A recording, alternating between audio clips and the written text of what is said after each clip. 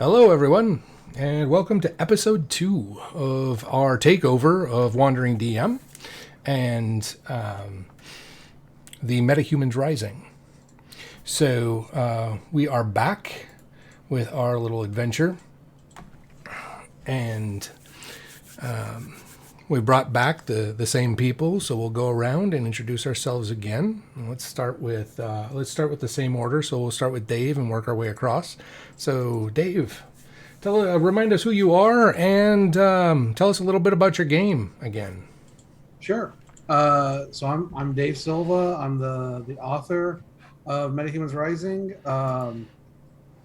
It is kind of our love letter to classic comic books and superhero stories in any medium. Um, it uses a system that we developed a few years ago, so not like other established engines out there. But all you need are D6s, just 6 of them, no more. We were just talking about that one. And you can find us at housedocdok.com. We can find out about Metahumans Rising or any of our other products, along with just a ton of like web enhancement type stuff for character creation, adventures.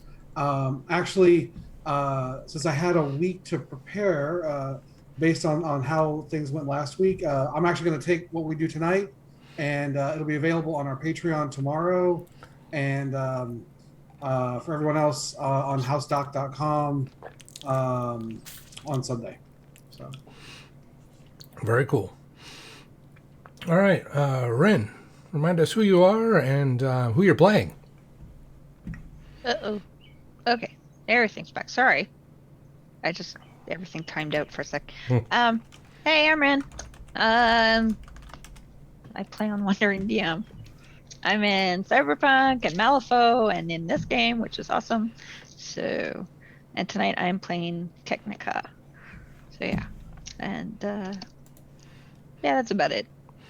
Good to have you back. And Josh Saverick. I'm Josh or Savic, whichever you like to call me. I use he, him pronouns. And let's see, I am a streamer sometimes, game master, lover, and I guess I'm a game designer. I'm working on it. I mean, you have a game that sold, or that has, what, 2,000 copies? We just passed 2,000 downloads. Yeah, there you go. I was so happy. That was like my first ever published too, which is super awesome. I'm super thankful for that. I think that makes you a game designer. I'm just saying. congratulations, and yes, it does. Thank you. And I'm actually working on something new. I just gave out a little sneak peek of it yesterday. Otherwise, tonight I am playing Nox. Excellent. And I am Chris Geary. You can find me on Twitter as at Chris Geary. You can find me in the chat also, the same handle, Chris Geary. I am here for the takeover. I am currently in Cyberpunk Red, and I am also a member of the Omens Rising team. We're going to be doing more playtests coming up in this month, actually. First one starting on We Are Nerdsmith this Saturday. Before we jump into the game, I'm playing Bulwark, and before we jump into the game, I want to remind everyone that this channel does have sponsors. Found Familiar Coffee is one of them, so if you need your caffeine fix, feel free to go to Found Familiar and get yourself some D&D inspired coffee. You can also go to Mage Hand Press, and they are a creator of... well, maybe I don't know the code on that one, but they are a creator of 5th edition supplements, including the setting of Dark Matter. And you can find all their stuff at store.magehandpress.com. And then last but not least, we are also sponsored by Roll20. So... thank you to our sponsors, and thank you to Simon for letting us invade the channel for a couple weeks. So back to you, Dave, as you set the scene for Nox, Bulwark, and Technica. All right. So in our last adventure, the team rallied to help stop a group of quite literally underground Nazis called the Eisenreich from stealing a precious relic from a museum um, known as the Immortals Cube. After working out a deal with law enforcement to investigate further, they held onto the cube and they did a little bit of research and then found themselves heading towards heading towards Italy and Rome. I know we said the Greek Isles last session, but we're diverting to Rome because all roads lead there, right? And as promised, we're gonna have like a little bit of a flashback to the research that happened beforehand, because now we have more to tell you about the Immortals Cube. Any questions before I like lore dump on you? All right. No, I'm excited to find out what we learned. Yeah. So let's start with the mechanical aspects first, because somewhat in our last adventure, we saw that the leader of the Eisenreich troops that were at the museum was able to open one side of it, and it had this faint blue glow. Upon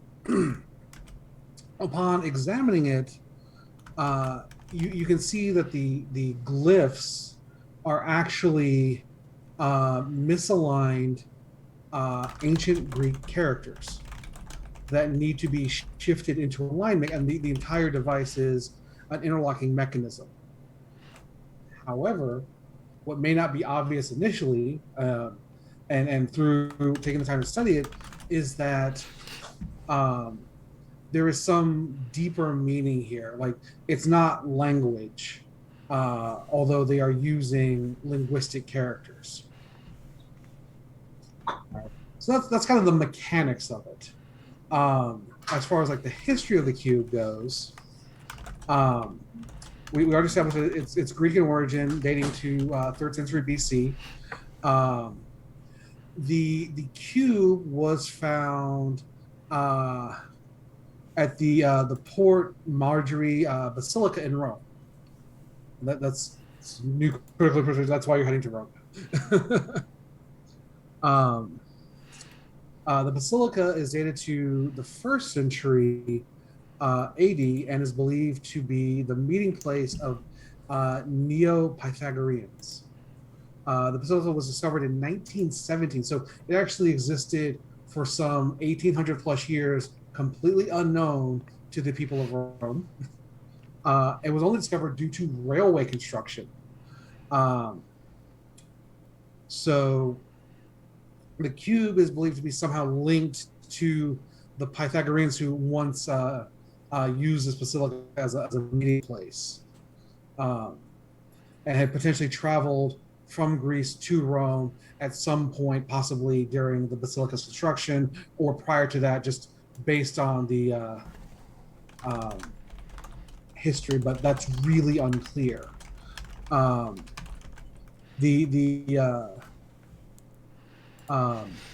The cube appears to be some kind of like shorthand,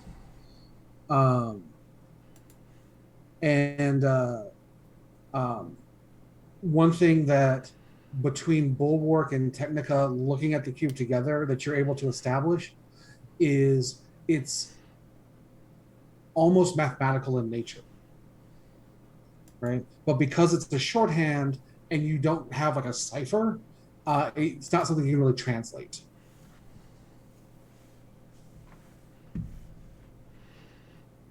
So that is the thing that you are carrying with you. Is there any indication that what are there any clues as to what kind of cipher it might be in order to find the key? Well, you could probably solve the cube mechanically, because it is a puzzle of some type. Mm-hmm. But translating the language without having some kind of key, that's a lot more difficult. Yeah, But I was just curious if there was any clues to what that key might be. You said it wasn't a known language of the group, at least. Well, so they're using Greek characters, Mm-hmm. and it looks like they're using like some Greek words, but it's almost like if you were a typist in a courtroom. Mm-hmm. They only use like they stilt everything to Mm-hmm. to keep it manageable, Mm-hmm. right? Stenography is a whole nother language. Yep. Yeah. So we see that there's already one side that's been solved. Yeah. So is there anything that we can glean from that that would help with the rest of it? Well, that's what without having that cipher, without being able to understand the language it's written in, not particularly. Gotcha. Right.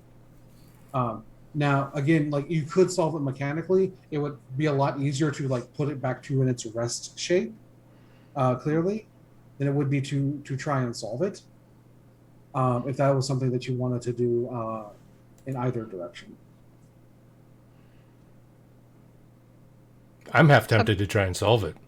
Kind of do like a Rubik's Cube type of idea where is that how it looks like it works, or Technica's just probably going to play with it and like try and move it so that everything lines up. Yeah. So that's like I said, you can be solved mechanically, right? So that would be solving it like it's a Rubik's Cube instead of actually understanding the language or what it's actually intended to do. Right. So it is that that infamous cat's gamble, as it were. Mm-hmm. Right. We're talking Pythagoras here. It's all a squared plus b squared plus c squared, right?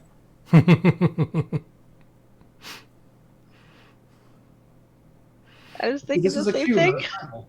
Who says high school was useless, right?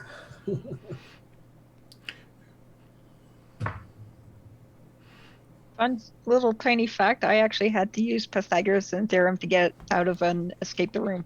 Mm. Yeah. And long division. That was fun. I unfortunately was 2 numbers off. I remember weird things like the quadratic equation, something I had never used the rest of my life, but I remember. This is already promising for what I have planned for you guys. Negative b plus or minus squared to be freeze now. Never mind. Now that we've gone through the traumas of high school math, I guess Technica wants to know what to roll to try and solve it mechanically. Are you putting it to rest or trying to open it up? I'll look at the other 2 and say, well, what do you think? Should we open it up or? I mean, technically, I have no idea what's going to happen when we open it. Could be good, could be bad. Might summon ancient god, destroy all worlds. Who knows? I mean, summon doom. But hey, my soul is clean, so it's not really. Well, I can't say anything about myself neither. So. Okay, so I should put it, maybe close it up. So the same roll either way. I'll tell you that much. It's just a lot easier to solve the one side and put it back into resting position than it is to solve everything else. All right. But yeah, just we'll do this as a reminder. Like normally I wouldn't make you roll for this, but just a reminder of how to roll. This would be like intelligence plus science. And then your power, tech mind, actually supports intelligence. Okay. So on any given roll, you get 2 dice. If you're adding a talent, as soon as you add a talent, you get an extra die. And if you're adding a power, you get an extra die. So you're going to roll those 3 and 4 dice, right? And again, you don't actually have to make the roll. I just wanted to remind you how the rolls work. Because you're already rolling at a 40 plus 4 dice, and because you're smart and know science stuff, and your brain is basically half a computer. So you're like, oh, well, this is how it works mechanically, and boop, boop, boop, it's a box again. Nice. Good refresher. But that also means if it was that easy for Technica, if we want to try and open it, it should be possible. Yeah. So opening it, I would actually need a roll for it. Yeah. I'm the archaeologist in Bulwark is half tempted. Because, how else do you figure out how ancient artifact, what they do, if you don't see what they can do? I mean, that worked out well for you. I'm a big fan of Clearly, all you big, put them on your fine virtual volcano rock. net. Yeah. I mean, it can't get much worse than this.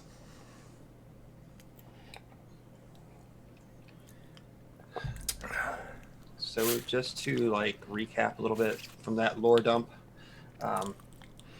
this was found at the Basilica, correct, in Rome.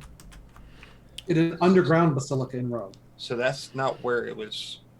We don't know perhaps really if that's where it was forged, but we know it's where it was found. Mm-hmm. Right. That's where the trail starts for you. I mean, really, if it's that old, there's a good chance it could have came over from Greece and been created there, but we don't know 100%. Most likely, it probably was. So before we go, potentially destroying the whole world, maybe we could at least go take a look and maybe see if there's some origins or a cipher, or that's what you called it, a cipher, right? Yes. Yeah. Hmm.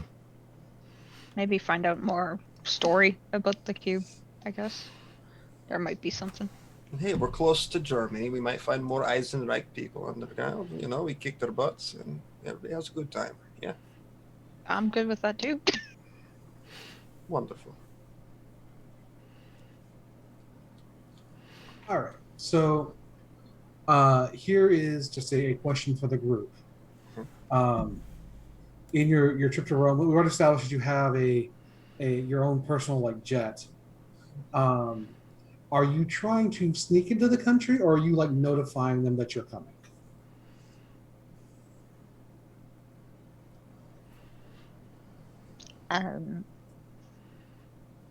Now, I will point out that Bulwark is with you, and does tend to stand out in the crowd. I mean, could we just not drop him from plane and he goes whoop into the earth, and no one sees a thing? That is very true. That is absolutely something that Bulwark could do. I mean, people could think it was a meteor. I mean, this is Vatican area, all kinds of crazy stuff happens, You just want to throw me out of a plane again. You didn't complain last time. Let's just say that much. No, but you didn't seem to take this much joy in it last time.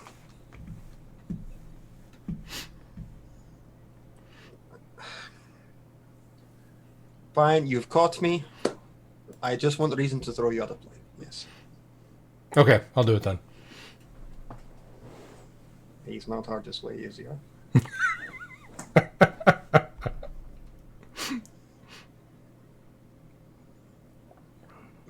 So I will have to find a place to put the plane.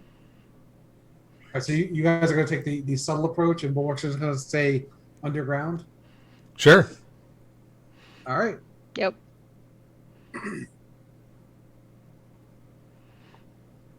So I will be one with the land.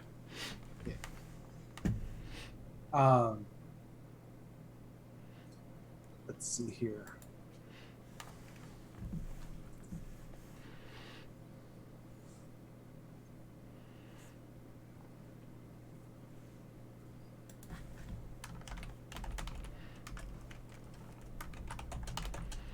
All right. So I am going to have you make a roll at this point.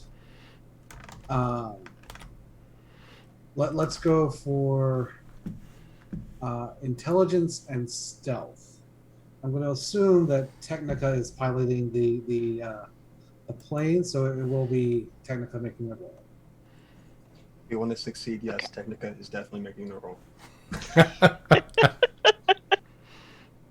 This is actually a stealth roll that you wouldn't be able to apply your power to, I know. generally speaking, because this is how sneaky you can fly Oh, a plane. interesting.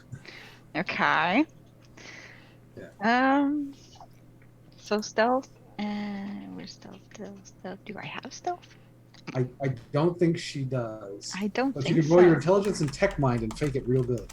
Okay, I think I'll do that. Okay, intelligence, tech mind. Did I interject something before you do that? Mhm. Sorry to blast in your role there. I know that you have powers over computers and stuff like that, correct? Yes. In mechanics. Mm-hmm. Is there a range? And if there's not, Oh. we have a whole radar system right below us. We can probably scramble, at least make that part of it a little bit more stealthy for us. Yep. Actually. How far? What's her range? It's actually close range, but we're not so worried about that at this moment, because it's how the radar picks you up, not necessarily how the radar reads the data. Like, it's not the radar itself; it's how it's reading the plane, right? So you're in the plane. We're gonna call that close to you. Okay. So. Mm, So do I affect the? Should I affect the radar, or we just leave it and I'll just roll my stealth as is? Well, so that's part of like how we would interpret that role, Okay. right? Okay. Because you're Okay. using your power along with the role just because of Okay. your intelligence, but also because of the ability. Like, it's your power makes you better at doing this. Okay. Right? Okay. Cool. All of that Great. kind of gets factored into it, right? Like, Technica may be like reducing its radar signal, right? Like, Hmm. so it appears more like the size of a bird, not the size of a plane. Oh, okay. Okay. Cool. I get it. Okay. So intelligence, tech mind. So that's 30 plus. 3 dice. It's only 2 dice. 2 Three. dice? Three. 3? You're adding a power. Mm-hmm. 3. So 40 with 1 6. Perfect. All right. So you actually find a field outside of the city that is like just like it's woods on the outside, grass, glen kind of area, set down there. No one needs to be the wiser. You don't need an actual airfield for your plane, right? Um, you're just going to flatten some tall grass. And to the Gonna best make a of your crop circle. knowledge, you're a Just making a crop circle. yeah. Okay. But best part of I this, actually would believe that Technica has designed this thing to leave crop circles when it lands on tall grass. the best part, we didn't even need to throw him at the plane. He still did it anyway. It's amazing. All right. So I am Bulwark nothing is if not entertaining.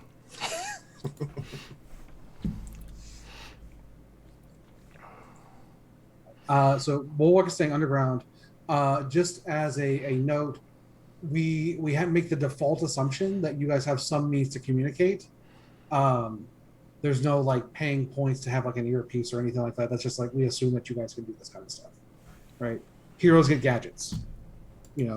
Some are more valuable. You buy those as tools. Others are just like freebies, right? Like the plane you just arrived in and like ear pops. All right. So, what is the plan once you get into the city itself? I imagine we'll head straight for the basilica. Hmm. Okay. see, if we go under cover of night, I can make shadows just envelop us and no one will see us anywhere. Oh, that's a good question. What time is it? It is whatever time you want it to be o'clock, because you're the one landing the plane. Okay, then we will say it's nighttime. You guys knew that this was going to be a stealth mission, so you'd be able to say, well, it's going to take us this long to fly in, so we will leave at this time, and we will arrive here in cover of darkness.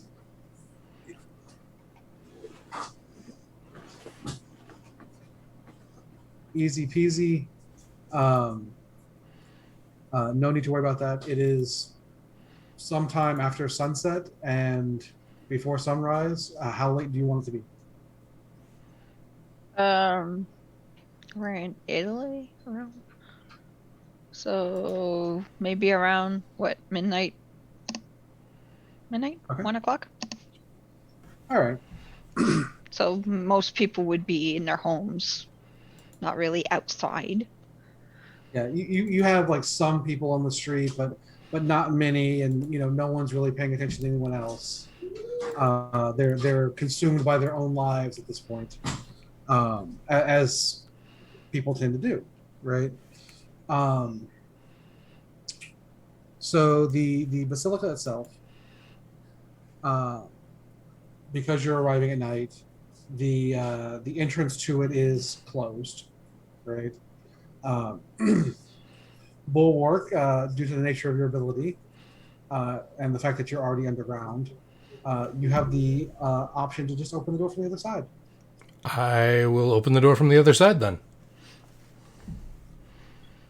Now, is it possible that we would have passed by like a large fountain or something that I could kind of go underneath and heat it up to make it all steamy and cause some sort of rumors before on our path? Oh, 1,000%. Okay. That's absolutely the thing you did. What does that look like exactly? So, like, as he's underground, he kind of goes under a large, fountain, and he just lets the heat rise from his magma until it causes the water to boil in steam in the fountain, and then wanders off.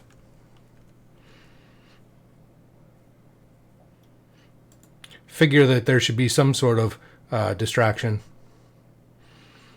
But I'll open up the door from the inside as carefully as I can to not burn down the place. Okay. Let's do this really quick. Why don't you give me a expression plus distraction roll, and you can add your power in for free. Okay. I don't know if Bulwark has distraction, but it certainly applies here. So if you don't have it, it would just be your expression and volcanic body. Okay. And that'll be 16, 15, 31 with a 6. Okay. So, yeah, while you don't necessarily see the effects of it because you're underground, and there's water in between, refraction, all that good stuff, Technica and Nox certainly do see the seams start to rise, and people start to like pay more attention to that because it's midnight-ish and kind of a chilly spring night, and as soon there's like depending on how long you keep this going, there's like a crowd that begins to form of like the nighttime people who might have been out. And, soon cell phones are out and conversations are happening.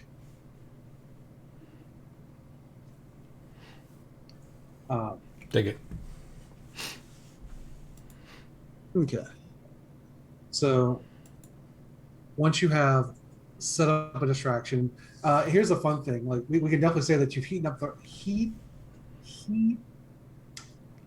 the rocks enough that steam is going to continue to rise for several minutes after you leave. Okay. Right.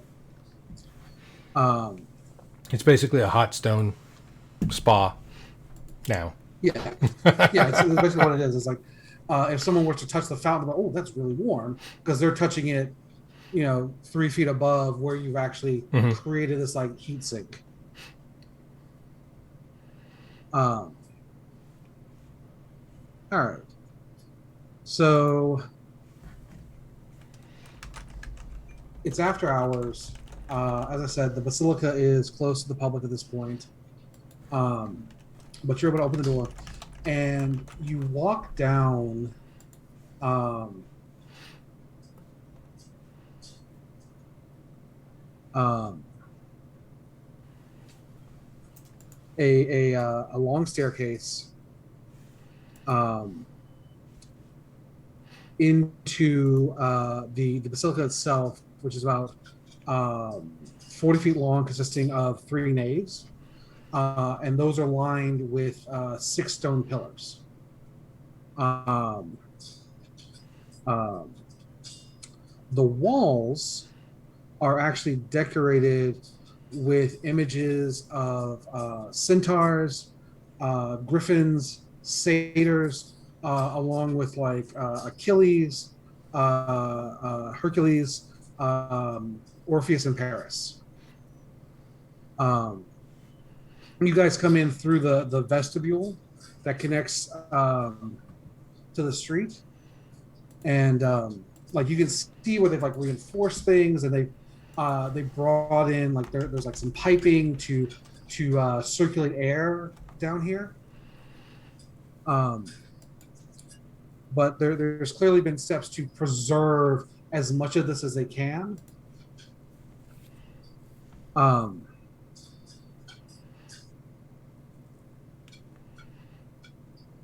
and then it doesn't take you long, and you can see kind of a roped off area um, with a little sign in front of it. Um, Underneath the feet of Orpheus, kind of in the stairs to the underworld, there's a doorway that's been opened up, and the sign will tell you that this was like a recent discovery, and they had only just located this new undiscovered chamber, um, like within the last year. It is easy enough to put this together. Like this is probably where the Immortals Cube came from. It is not available to the public at this point. But this is of course roped off, so all it will take for you to make it available is. I was going to say we're not public, so. So this is the stairs to the underworld. Is this what that's supposed to symbolize? Looks that way. Mm-hmm.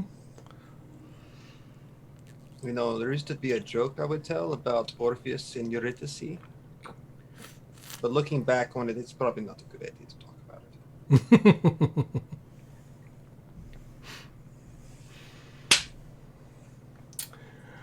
Was that a self high five? It was. Well done. I'll give you a virtual one.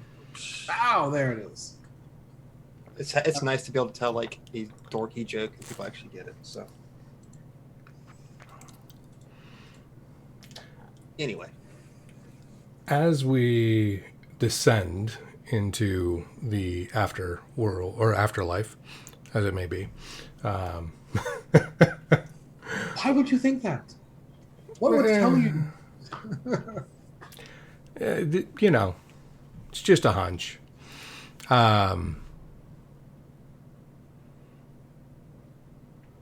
Well, is there any of the symbols and things that we were seeing? I know we saw iconography that was definitely more about Greek mythology here than Catholic Roman Church.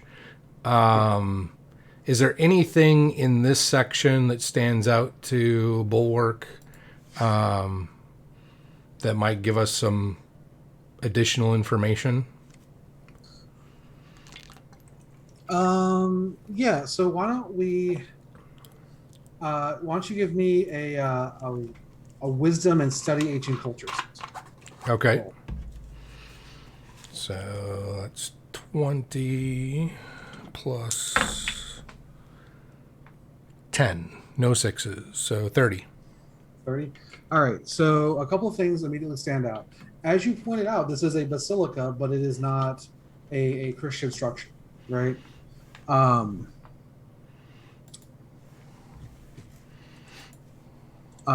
what because you are a specialist in Greek archaeology, Mm-hmm.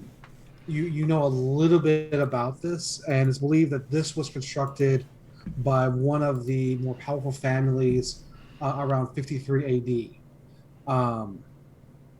However, like the exact date is like unsure. They just Mm-hmm. estimate that as the time because um, the head of the Statulus family, a man named Titus, was believed to um, worship the old gods and has facilitated uh, that while the Christian church or the Roman Catholic Church was booming for power, as it were, Okay. right? And this eventually led to his suicide, although the details around that are kind of murky. Mm-hmm. However, the fact that this is located so far underground and was so well hidden, no one discovered it for over or almost 2,000 years, kind of speaks to the nature of occlusion that must have happened at the time. Mm-hmm. Okay. Um, Well, that's good to know. um, I if it wasn't clear, the fact that you see these figures of like the um, Hellenistic beliefs Mm-hmm. in a basilica is just strange to begin with. Yeah, it's a culture clash of sorts. Correct. All right. So, walking under Orpheus, it's actually a small alcove that leads to a wrapping staircase that takes you further down. And the stairs terminate in a small room with carved reliefs. One wall depicts the gods escaping from their father, and then another wall depicts Athena escaping from Zeus. Um, and then, just as a reminder, this was all like in their heads. Quite literally, they broke free from the head. But there's a third wall with like no markings at all.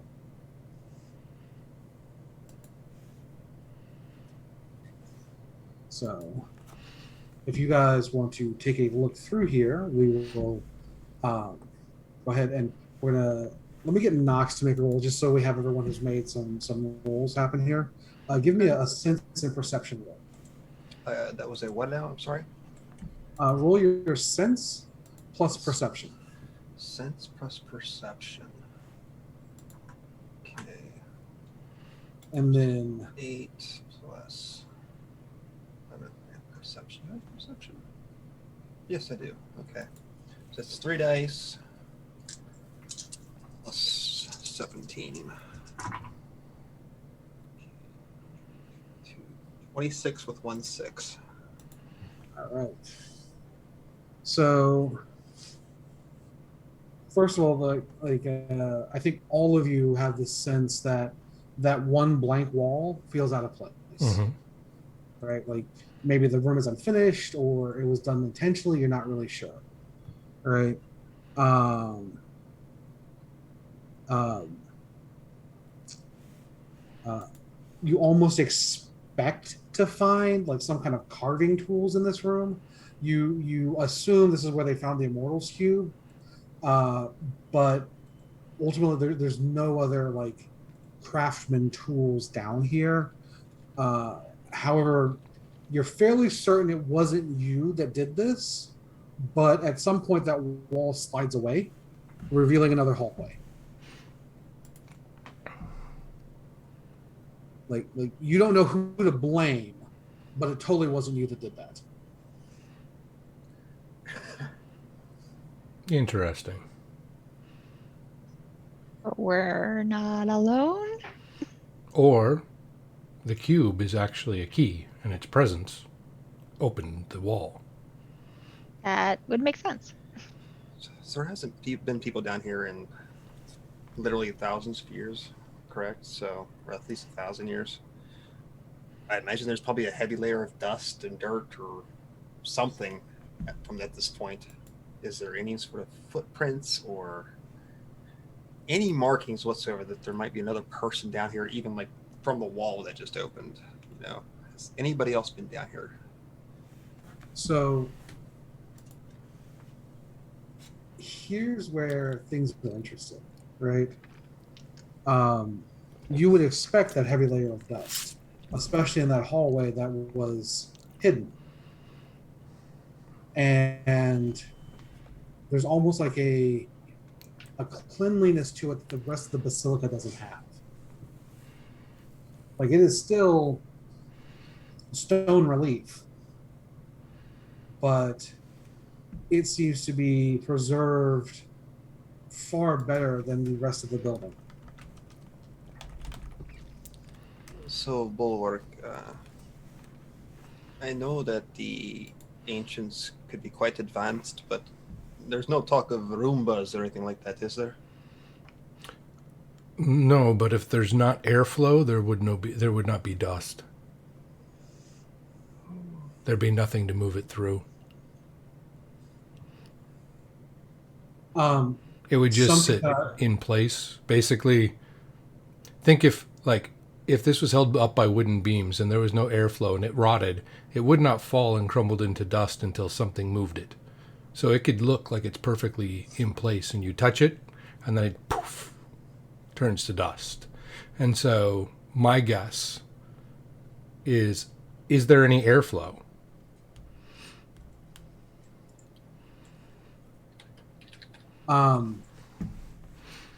You can you would expect to smell stagnancy, right? Mm-hmm. And you don't. Hmm. Is there airflow? You might have to get a little closer, i.e., like into the hall, before you can be sure about that, because the hall looks longer than the basilica itself.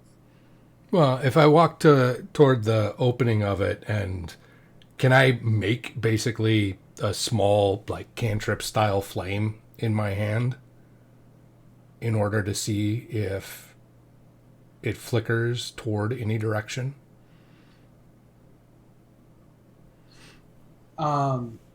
Like if there's like a wind flow or something like that? Yeah. So, like, it would lean towards wherever the airflow is moving. Yeah. So you can totally do that. You kind of just like bubble the magma up in your hand, and eventually like a little, fire sparks. Mm-hmm. And you can see it just barely flickering, right? Like it's to the point where, like, telling everybody not to breathe, just Gotcha. so you can see if it moves, and it does still have some kind of movement to it. And is it toward the hallway, or is it back out? Yes. Like it wavers back and forth between the two. Interesting. Then yes, there should be dust. And no, I don't know of any ancient Roombas. I was mostly sarcastic when I was talking about that, right? Yes. Okay. Unless they're magic rooms. Anything's possible after what happened to me, so I don't rule anything out at this point. Is the cube doing anything? The cube seems inert at this point.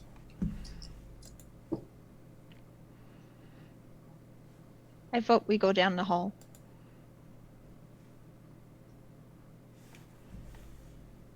Of course. I mean, we're not going to turn back now, are we? No. Might end up in another dimension or something, parallel universe, but I'm cool with that. What would make you think that? Oh, I don't know. Oh, I can't wait to meet Nox 2 on Earth 2. I mean, that or an alien spaceship, and it's a long hallway. That's longer than the bus. Anyway, Who knows? Yeah. Maybe we end up in the catacombs of Rome. So So- here's the thing: like the three of you head into the hallway, and there are no lights here, but there's a faint glow from Bulwark. But it feels like you're walking for, I don't know, how long? How long do you walk down this hallway?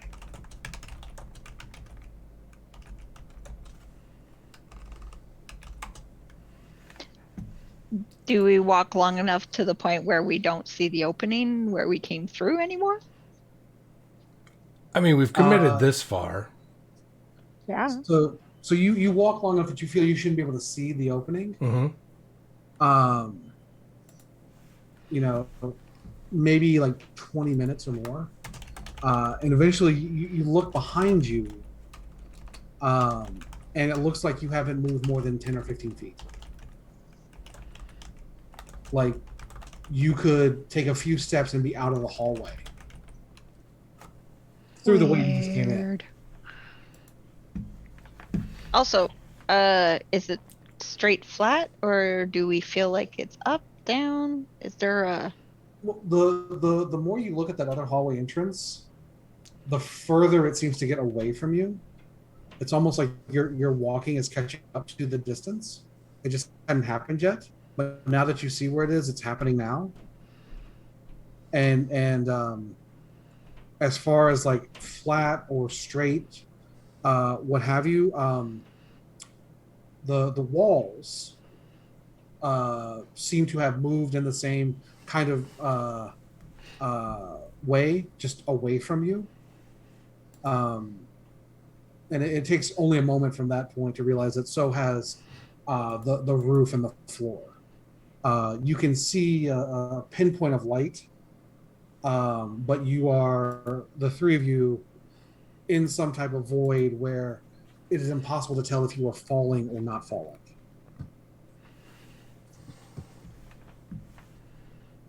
Well, this is interesting.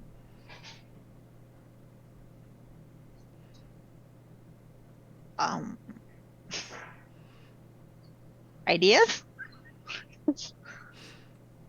So, as Technica says this, you can begin to see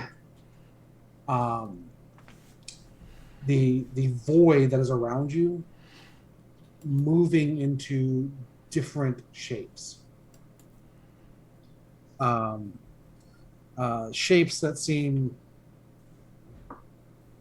clearly out of place. Like you can't tell if the space itself is warping or if something is coming out of the space and taking a shape of its own.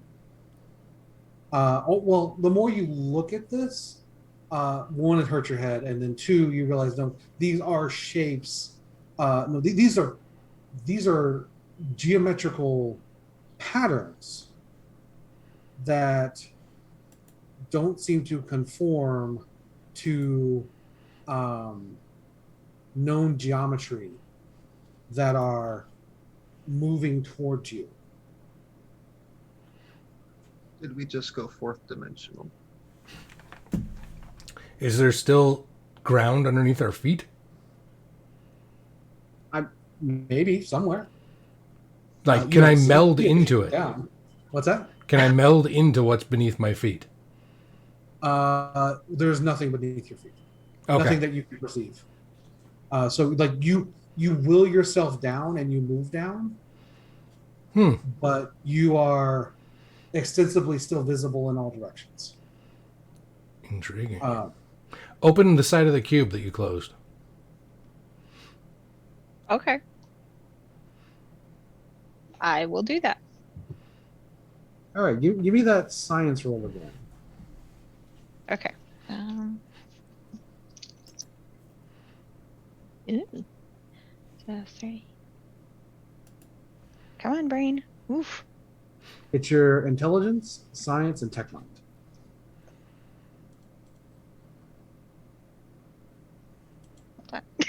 Sorry.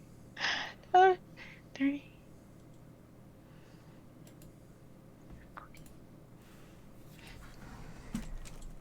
So 51 and 1/6.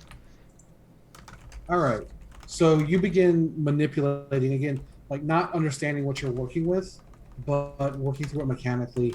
You get the first side open, right?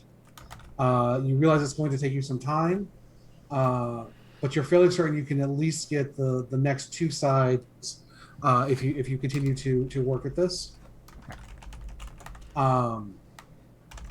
And then, but these constructs are moving closer towards you. Although we do have this interesting effect in the void because we have the light of Bulwark's flame along with now the blue light of the cube, kind of illuminating the area around you. And these geometric shapes, are they any patterns that I recognize related to ancient Greece? You could certainly say they're non-Euclidean geometric constructs of some type. Okay. So they're not, it's not symbolism as much as it just is geometric shapes. It feels like these are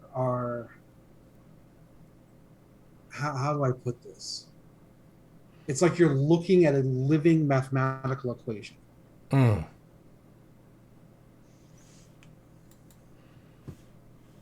I like it. And they are closer to you now. And looking at them, your head hurts even more. Quick, solve for pi. You want to try and actually solve the equation by looking at, or like trying to solve the equation that would allow you to create this? I want to see it. Yeah, I actually want to see if the living mathematical equation, if it's actually a solvable equation. Yeah. Roll your intelligence plus science. Okay. Just checking to see if there's anything else that I can throw into this. Let's look at Bulwark here. I will let you add a cult. Okay. So that'll be 27 and still 3 dice though, right? Because it's just one talent. That's correct. But you're so since you are supernatural in nature, you can also add in Hephaestus's circlet. Oh, Like you the fact that you are used to dealing with the supernatural just benefits you, and I'll give you an extra die as well. okay. So that's 4 dice, and I get the 12 on top of that, or just the extra die. No, you get the 12 on top of that. Okay, so that's 39 plus. Oh, didn't roll very well. 51. No 6s. All right. So you start like talking through this, and you see it basically like as you're like, okay, like if I carry the 1 and if the tangent is x minus 1, right? As you are saying this, the equation that you're looking at begins to unravel. Okay. Right. It's almost like as you solve parts of it, that part goes away. Right.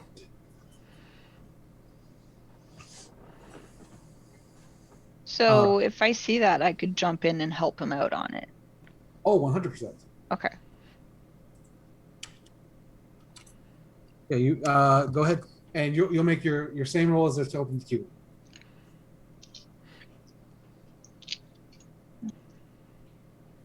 Okay, so just to be sure I'm doing this right, intelligence, tech mind, science again? Yes. Okay, perfect. Let's see if you have anything else that you can add in there as well. No, I think that's it for Technica. Okay. Yeah. Okay, so 51, no 6s. Okay. So, you and Bulwark working together have solved at least one of them, right? And you see the math kind of move out from its shape into like as if the universe were a blackboard around you, and you have partially solved one of the others, right? What is Knox doing in all this? Well, I'm not good at math, for one thing. So, I would imagine if I'm just surrounded in this pure blackness, Nox's only really go to it just to see if she could manipulate the area around her, this shadow, this darkness. And if she can't, probably just to strike out, because that's her only reaction right now. Just lashing out at what she doesn't understand currently. Yeah. Well, you are definitely in the dark. Why don't you give me a Shadow Blades roll? Oh, okay. Let me make sure I got this right. I'm sorry, a Blades of the Darkness roll. It's in the darkness. So that's 42. I can't remember how many dice I roll for this.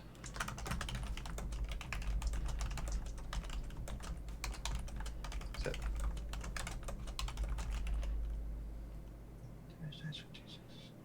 I don't remember how many dice I need to roll for this. I'm sorry. 3 dice, right? You're looking at the character I've just highlighted for you. Yes, I see the Rolling.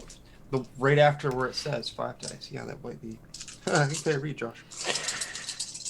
Okay, so It's a new character sheet, so like I don't understand. No, I just didn't read far enough. That was not my fault. Holy shit. Okay. 28. I just rolled a 70 with 4 6s. Okay, so The void is dead. I'm Um, sorry. When you roll a 6 on an attack, it gives you an extra 2 damage. Okay. All right. So 4 6s. That'll give you an extra 8 damage. So basically, you just doubled your damage. Okay. And yeah, so like your comrades, they're doing math and like smarting it out, and you're like, nope, slice, shadows, darkness, and the next thing you realize that you are in a different hallway that is lit. It is a carved hallway, right? There's some like support rails. Like this is clearly not the same, right? However, it is still like it is illuminated by electric lights, and your head really hurts.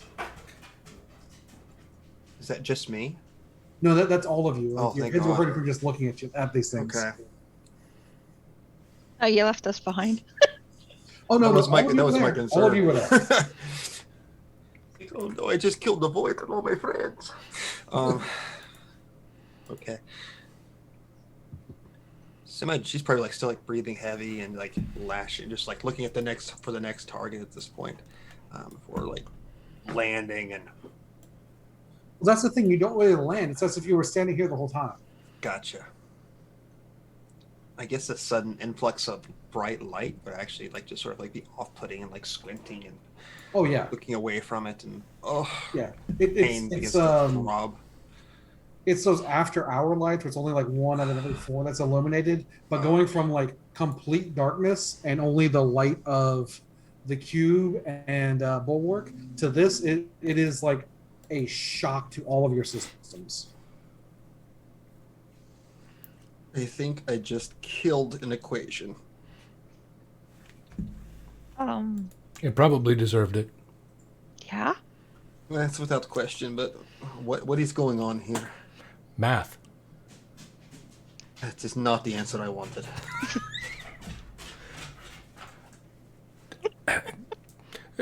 According to some, math is the language of the universe. Oh, damn it, Bulwark. she killed the universe. Well, a small part of it. If she killed all the universe, we'd all be dead. Yeah, that's true. Okay, this is I think weird. you should put that on your resume, Knox. I killed part of the universe. Might open cube and kill all of the universe. That would be good on the resume. But if you're not alive to see it,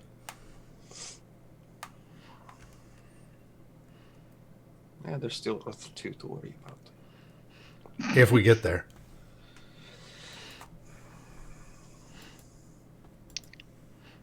Okay, so where are what? We're in a different hallway, right? Like Yeah, you we are- recognize that it's completely different.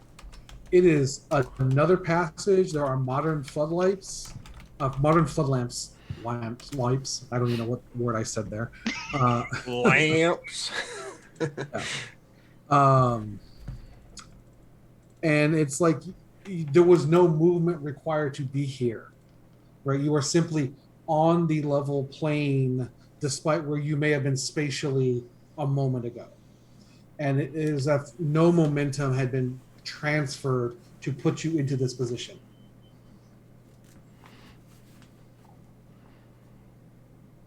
To put it another way, it's as if you had always been here. Interesting. So, Like it was an maybe- illusion? Yeah, I was gonna say we were in an illusion. That's not near as impressive on a resume. You don't feel like that's right. Okay. Like whatever you just experienced, as weird as it was, it felt real. Now, yes, there are, superhuman illusionists that could probably create something like that, but you, as someone who has studied ancient Greece and the occult, like this has a weight to it that illusion shouldn't have, if that makes sense. We had to fall into the personal hell of somebody obsessed with calculus. Why could not have been like Dionysus? We could have fallen into big fun party, wine. We could all end up half satyrs. Who doesn't like a nice bacchanal every now and then, right? Exactly. Well, might as well continue. How much worse could it get? Oh, probably mean, much worse. You just said it. I mean,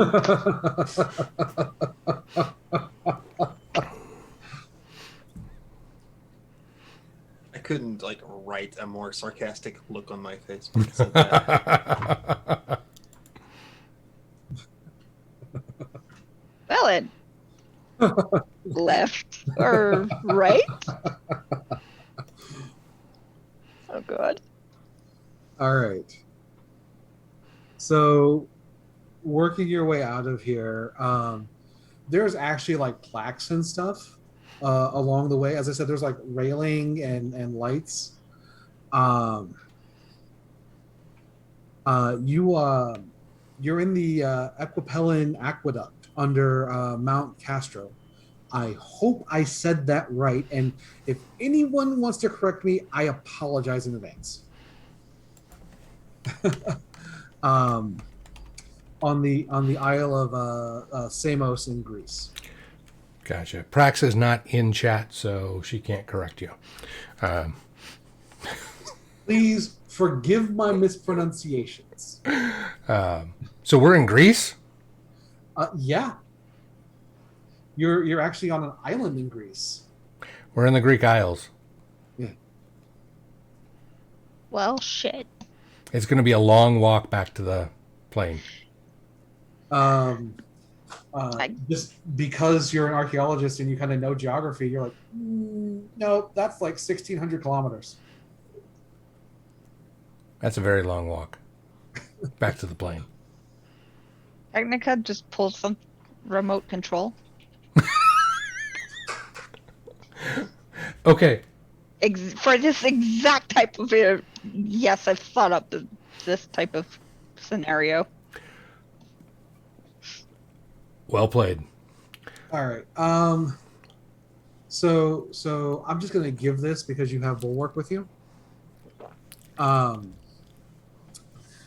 This is the home or the birthplace of Pythagoras. Mm.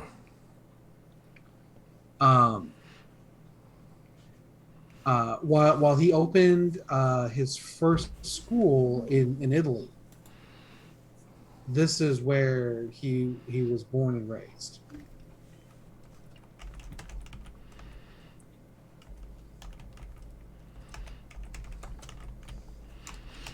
And just as a reminder, the basilica was believed to be a meeting place of Pythagoreans. Mm. Of course it was. So this probably is older than my original assessment then. The cube. That is unsure, right? Well, the aqueduct that you're in is. Yeah. The cube itself, if that's what you're questioning, unlikely, because they did do carbon dating on it. Oh, right? okay. The museum and the archaeologists were able to confirm how old that cube is.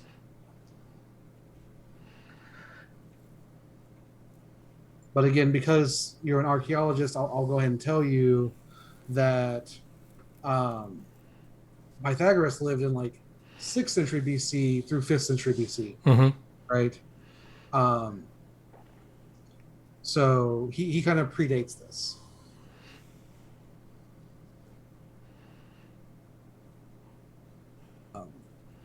Yeah, by a couple hundred years.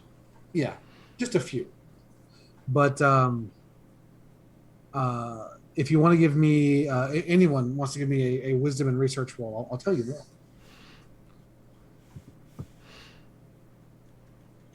Or for Bulwark, I'll also take study ancient cultures as well. They're both the same. You can use both. Okay. Both. I want to roll just to roll. Go for it. Yeah. My whole 2 dice I get, right? Base 2. Yeah. Attribute 2 dice. Okay, that is a 7. Plus. No, that's total. That's a 7. Okay. 2 plus 5. It's a 7. You're like, I got the a squared plus the b squared and the c squared thing. I got that. Exactly. Like, you know who Pythagoras is. 42. Totally know. 1/6. 42. That's amazing. That's perfect. I got 17. The answer to life, the universe, and everything right in that roll.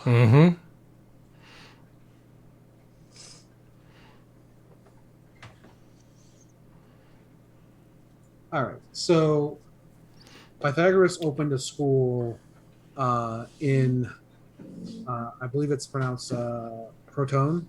Is that right? Again.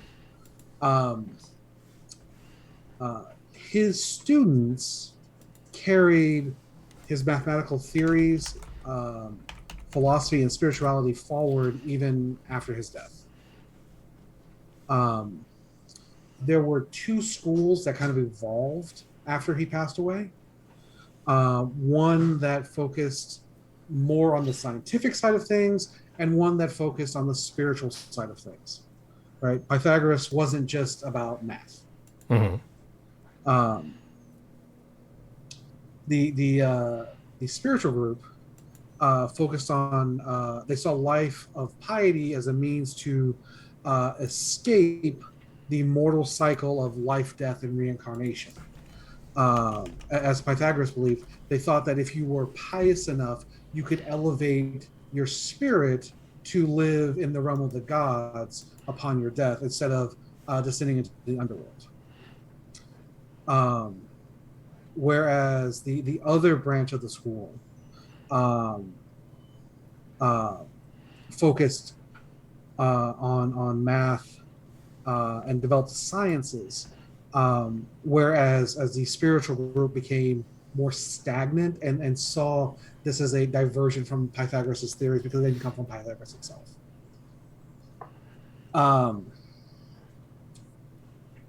So eventually they would both fade away. We don't see schools of Pythagoras anymore. But this took several hundred years to happen. However, there was a revival of Neo-Pythagoreanism. That is a word. Which combined Pythagorean teachings along with other philosophic traditions. They tended to gravitate towards like Stoicism, right, or Platonic duality. So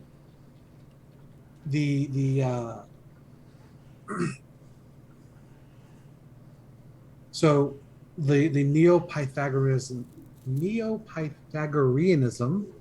was best known during the revival, but there are any number of potential other branches of Pythagoreanism following the revolts led by Cylon of Croton, following the refusal of the Pythagoreans to accept democratic government. However, there are extremely contradictory reports from this time period. Some people say that Cylon was a failed Pythagorean himself, while others say that he was simply part of like a high-ranking member of the military of the city-state. So,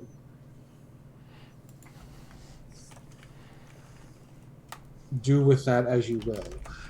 What I will tell you is when you get out of the tunnel, you find yourself in the Pythagoreon, which contains a number of statues and monuments from ancient Greece and Rome.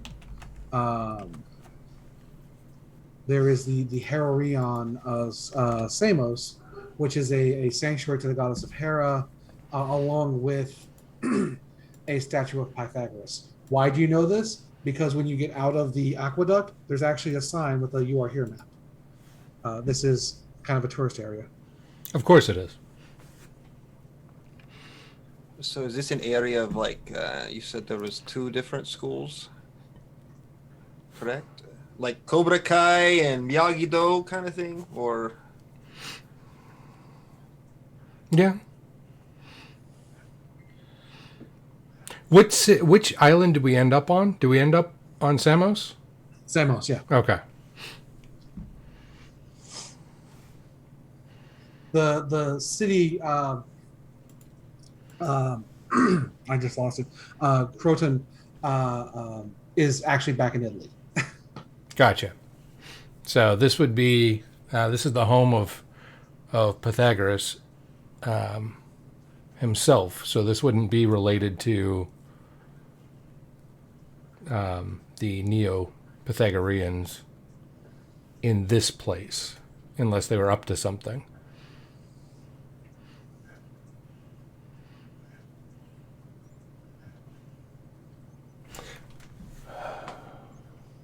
Okay. Is the cube doing anything? Well, you've opened one side, so it's kind of glowing blue, but it seems to be in a stable state. Okay. Knowing Still hasn't really changed. Knowing the connection to Pythagoras, is there anything about his mathematics that would become the key or cipher to understanding the language that's on the cube? If knowing what you are putting together what you know along with what you've seen so far, it's very likely that whatever that cipher is has to do with some kind of Pythagorean math equation. Technica, can you look that up on your phone and run some things? Run some probabilities? Yep. Yeah, I can do that. So she'll take out her phone and start. I would, but the last phone you gave me melted. Ah, You still know, have the haven't. asbestos covering on it? It runs out faster than you think. You need to Still get one working of on those that one. Nokia phones. There's nothing you can throw them off planes. Hmm. Nothing happens. Yeah, no, those can survive. I'll look into it. So yeah, I'll start typing away and trying to figure this out. And Okay. So you begin like you got your smartphone in one hand, you have the cube in the other. You kind of find a place to sit down so you can put the phone down, use both your hands. Um, you start working through this, right? And you would think that once you have all six sides open, it would, it'd be a shape that you would recognize, and that would be it, right? It continues to open beyond that. oh, interesting. So it is math in multiple dimensions, right? And so it is, I have to wrap this around now um, to continue to solve the equations. Uh, and as you do this, there is a voice that says, you've passed through the gateway, but are you three followers of the unspoken? Do I only hear this, or do the other two hear it No, also? all three of you hear this. All three of us. Okay. We do not speak of it.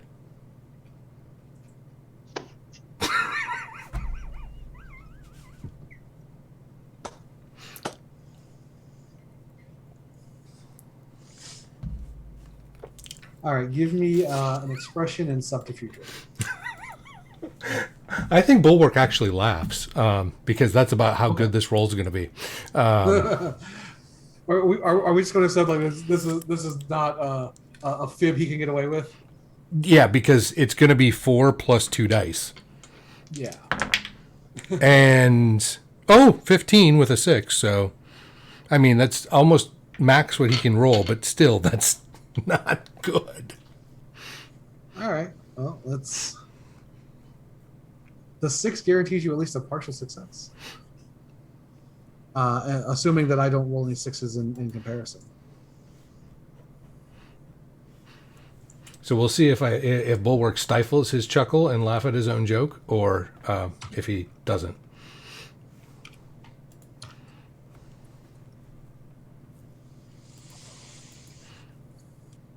All right.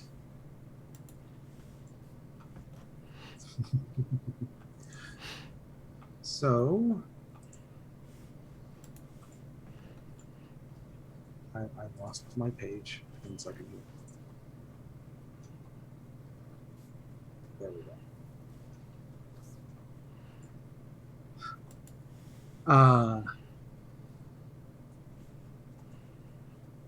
So the voice, as calmly as can be, says, "Then face an oracle and take my hand as we return home."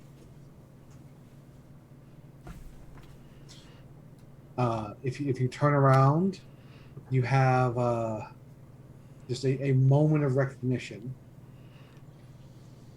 of a robed person. And just like at the Basilica, reality just seems to fall away. And you fall through tunnels like you had seen. The Oracle, or at least that's what they seem to have called themselves, prevents you from like slamming into walls or floors or like, because you're falling in every direction at once, right? But you're passing through buildings. Some you recognize, some you've never seen before. At some point, you're in a body of water. And another point, you are fairly certain that you are on an alien planet or somewhere in outer space.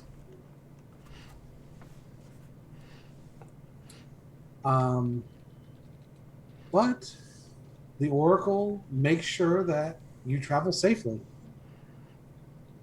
And you find yourselves in an underground chamber where you have no clue, but there are fossilized skeletons that line the wall, each of them holding a compass and a triangle. In front of them are people in robes. And then standing with the three of you is the Oracle, who you were just speaking with. And they have their hands folded at their waist. And I think this is a perfect place for us to take our midway break. Okay. So we will return in about 5 to 10 minutes and find out what these robed figures are up to and what Bulwark got everyone into with his joke. So, see you soon.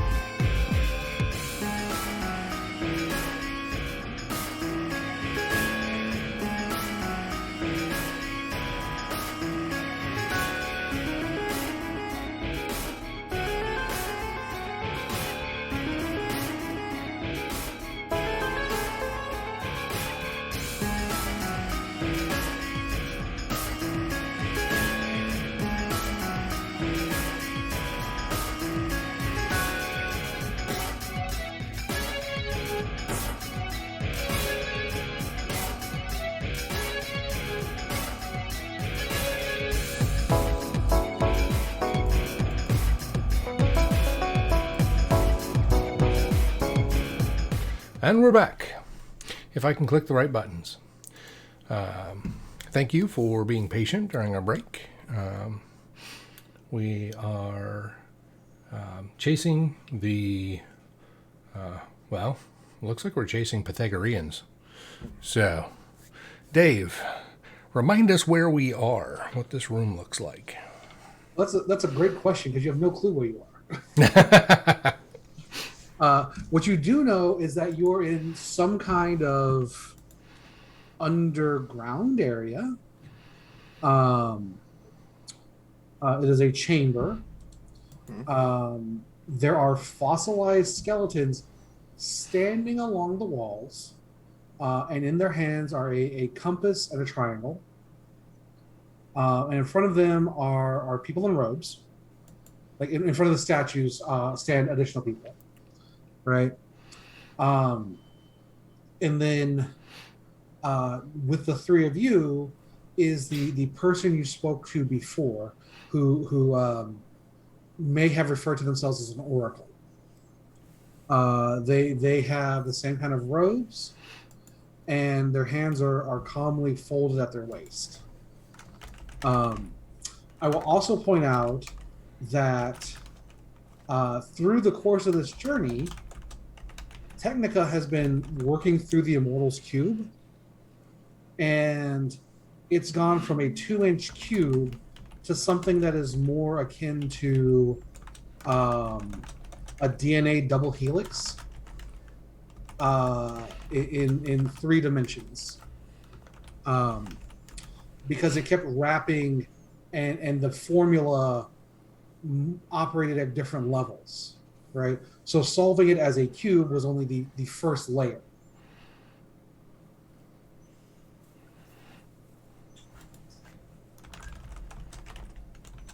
Oh, this is getting good. What's that? Technica's doing this, and she's probably like, "Oh, this is getting good. Like, I'm having fun with this." Like there's a curiosity element that's saying, "Ooh, what is this going to be?"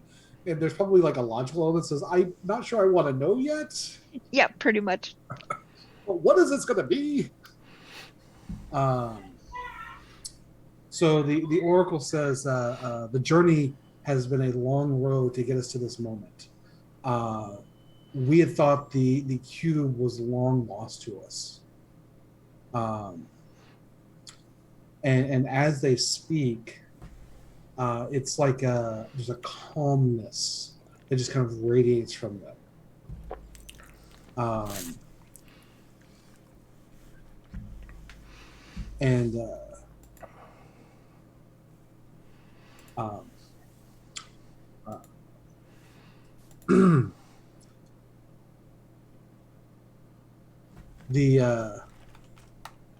The cube was created as a way to preserve the wisdom of our master.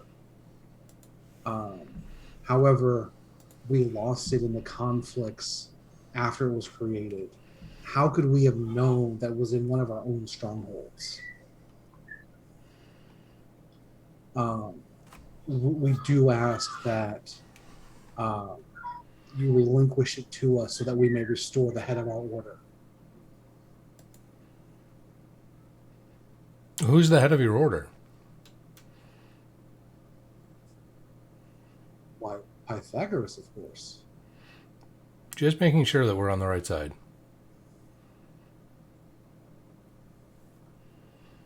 So this is gonna bring him back? Possibly. It really comes down to an equation. Can one elevate themselves to remove from the cycle of life and death, rebirth? Or is there no one that can obtain that level of piety? The cube should answer that question for us.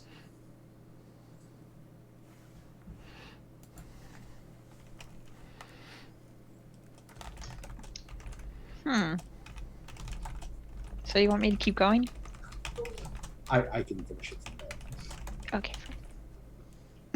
But can it balance my checkbook? That's what I want to know.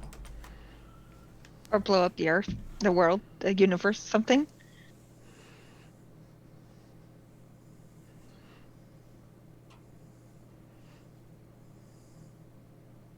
In either case, it is simply understanding the correct formula. Although I would avoid the latter. We're trying to And avoid the I'm latter. not sure I have the We don't resources want to the latter. confirm We don't it. want the latter.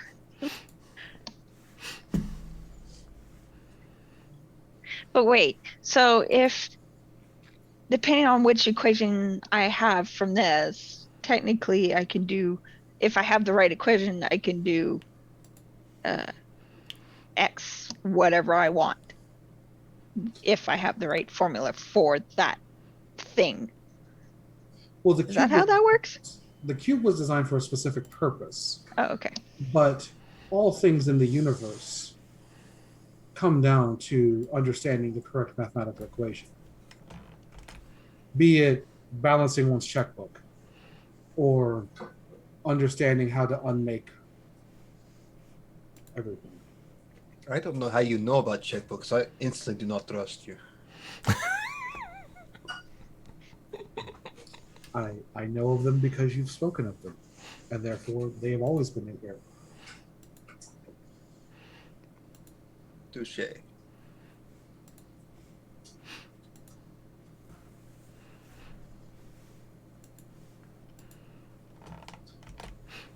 Bar, is this in one of your, symposium kind of things, or? And I think I'm just like scanning like over these skeletons, like. Yeah, Are these just like standing like by themselves, or? They are like fused to the cave walls, Okay. and as I said, they are fossilized, right? They are like stone in the wall. So is this some of your or people from what do you call it, dojo, the the different schools? Yes. Yes, these are followers of Pythagoras as well. They are, and they will be, or so we shall hope. It is our theory that no one can escape the cycle of life, the underworld, and rebirth. But should Pythagoras be correct, we shall have his wisdom, or we shall have his wisdom confirmed, or we shall have him return to us to explore the possibilities. I'm intrigued. Is there anything the Bulwark notices about their iconography that is familiar to like back up these the like, or to give insight into who they actually are? So they seem to be an offshoot of the more spiritual Mm-hmm. branch of Pythagoreans, Mm-hmm. but they have clearly come to embrace the mathematical teachings and have taken that to some level that goes beyond current understanding, right? And everything that you're seeing in this chamber um, seems to date this in that late 5th century BC time period. Mm-hmm. Okay.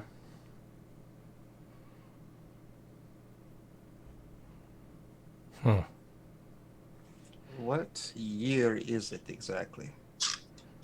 In this space.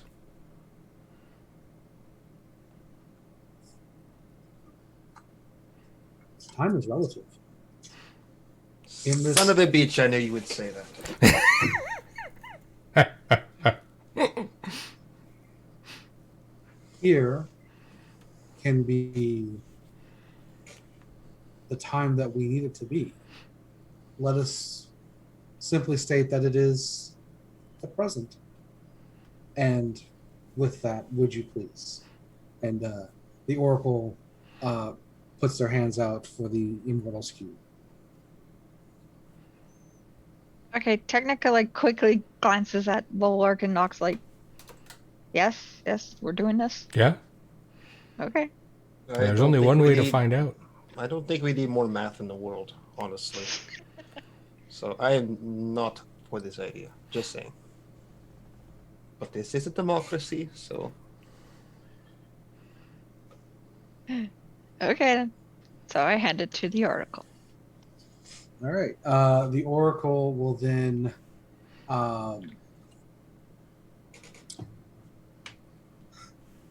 move their hands through it.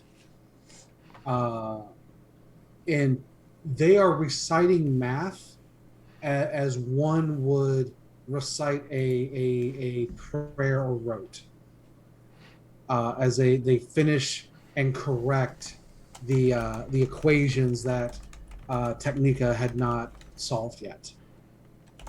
Right, there are some places where you see them move things into alignment where you thought they were in the right place, but by the end, this square cube is almost like two interwoven cylinders, again in that double helix pattern.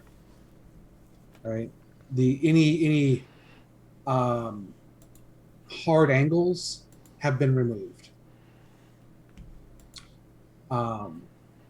And once they have that completed, they walk to a stone coffin with no covering on it. In the center are some remains. And the Oracle will place this slender double helix into the center of the remains. There are like gasps and moments of confusion from the people, the other members of the other Pythagoreans that are gathered here, and when nothing happens, they're starting, like the murmurs get a little bit louder, but after a moment, the skeleton will begin to knit itself back together, with bone reforming and sinew strapping things together, muscle kind of growing from the ether, encompassing things. And you can hear people in the background saying, it's true. Even the most wise of us cannot escape.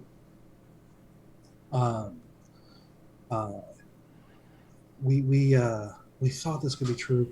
We had hoped that Pythagoras had ascended. Just shocks, because even though they developed this as almost like a proof, because it's like they didn't want it to work, because they wanted Pythagoras's theories to be accurate.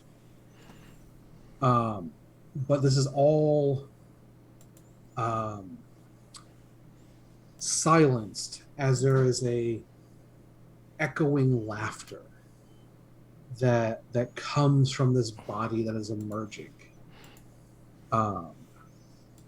And it says, even in death, I cannot be done with you fools. Why it's speaking in English, I don't know. Just assume it's in Greek, and Bulwark is translating for everyone, okay? Your master is dead. I am Cylon, and I shall finish that which I began so long ago. His body is like stitched together, and he holds out his hand as a plane of energy kind of forms there, and the Pythagoreans begin to age uncontrollably. The oracle, it will cry out, "We're betrayed," and will gesture with their hands, and you can see reality just tear open, trapping the followers in pocket dimensions where they are held in stasis.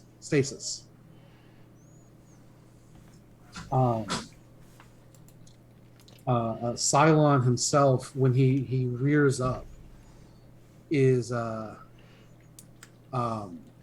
I said, you can see strips of flesh growing over muscle. He has a crown of blue flames that curl in on themselves.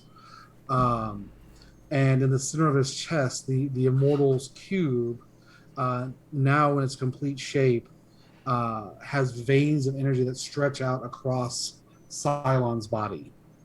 Can I rip it out of him? You can certainly try. Let's roll initiative. Correct. Yeah, let's do that.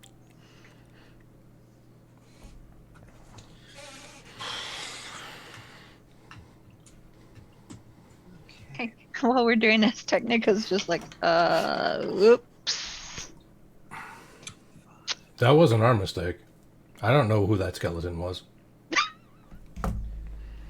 Just because they got the wrong body. I got a 40 for my initiative.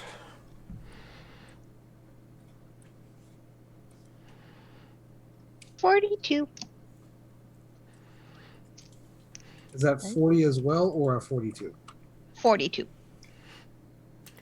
31 with a 6, and I don't know if 6s matter on initiative or not. Yes, if you rolled a 6, take a willpower. And what was the number, though? 31.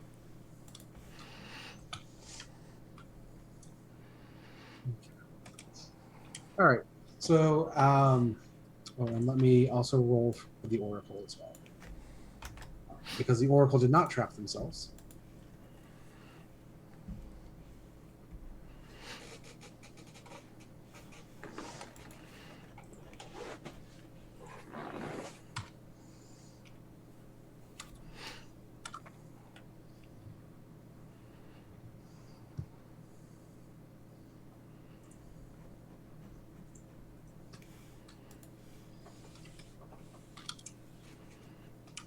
All right.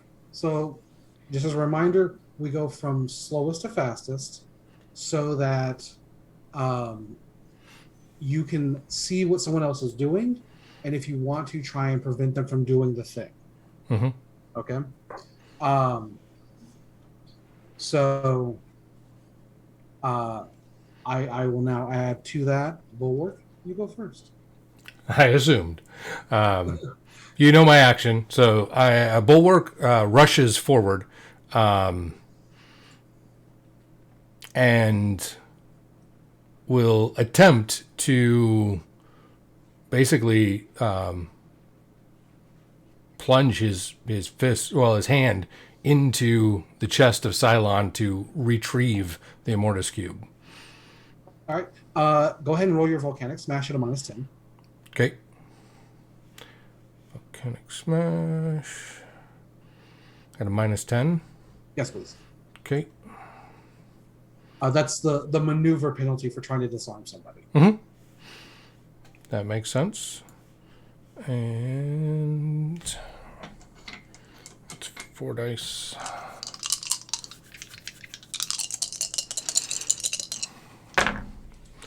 And that is going to be 44 with a 6. Okay. So I am going to try and interrupt you. And I'm sorry, before you do that, do anything, I am blowing that willpower I just gained to double it. So that'll be 64. All right, so you're only doubling the dice value. Yep, 64 instead of 44. All right, perfect. All right, so let's see if we can pull this off.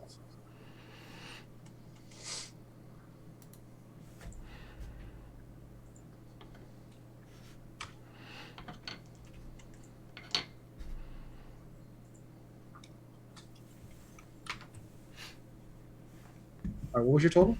64. 64. All right.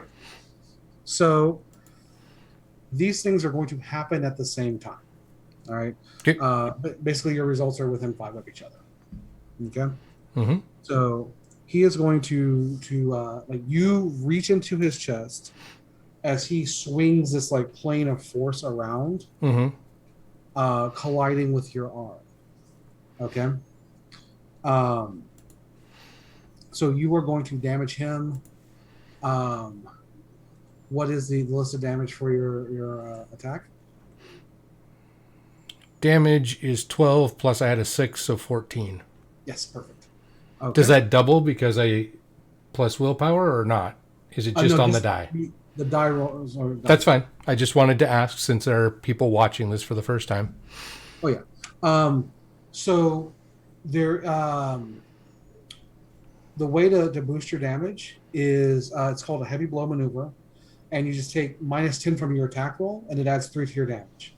Gotcha. You can do that as much as you want, as long as you have like a positive value on your attack. So Makes like sense. I think for bulwark, you could take like a -30 and add +9 to your damage. Makes sense. Does he? No, he doesn't. Well, does he also take 4 damage from the painful effect? Since that No, was a that's- melee attack? No. Okay. So like that's if he like when he strikes at you. Yes. Like, he's actually about to take that because he is striking you. At That's the same what time. that's what I was talking about. Yeah. Yeah. So he swings this plane down, and he is going to hit you for 24 damage. And I'm going to use one of my impervious to ignore all damage. All right. So you will still take 4 damage Okay. because that was from the 6s that I rolled. Yep. Okay. But he will also take damage from the painful nature of your body. And you pull the Immortal's Cube from his chest, but he is reanimated. Mm-hmm. Right? So you can see that like these are blue veins that kind of like etch out across his body. They don't. They almost like reaching like tendrils of energy for the cube. But whatever additional power that may have given him has been circumvented. Okay. That was my goal, is to cut off his connection to the source. Okay. Now you have 1 action left.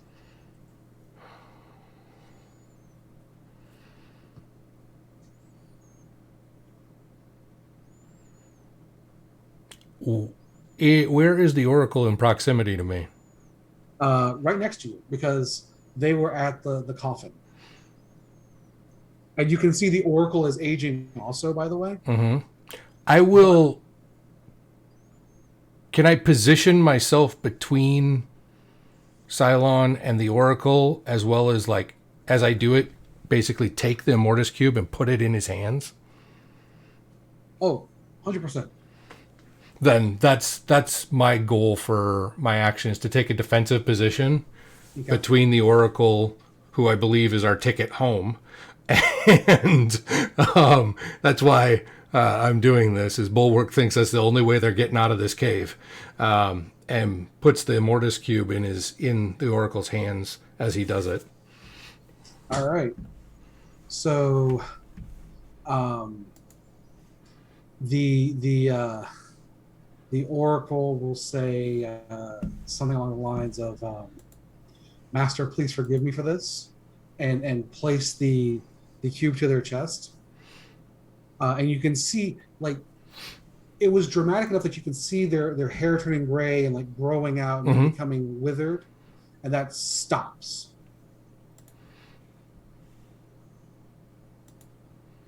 So they are using the Immortal's Cube to prevent themselves from aging further. Excellent.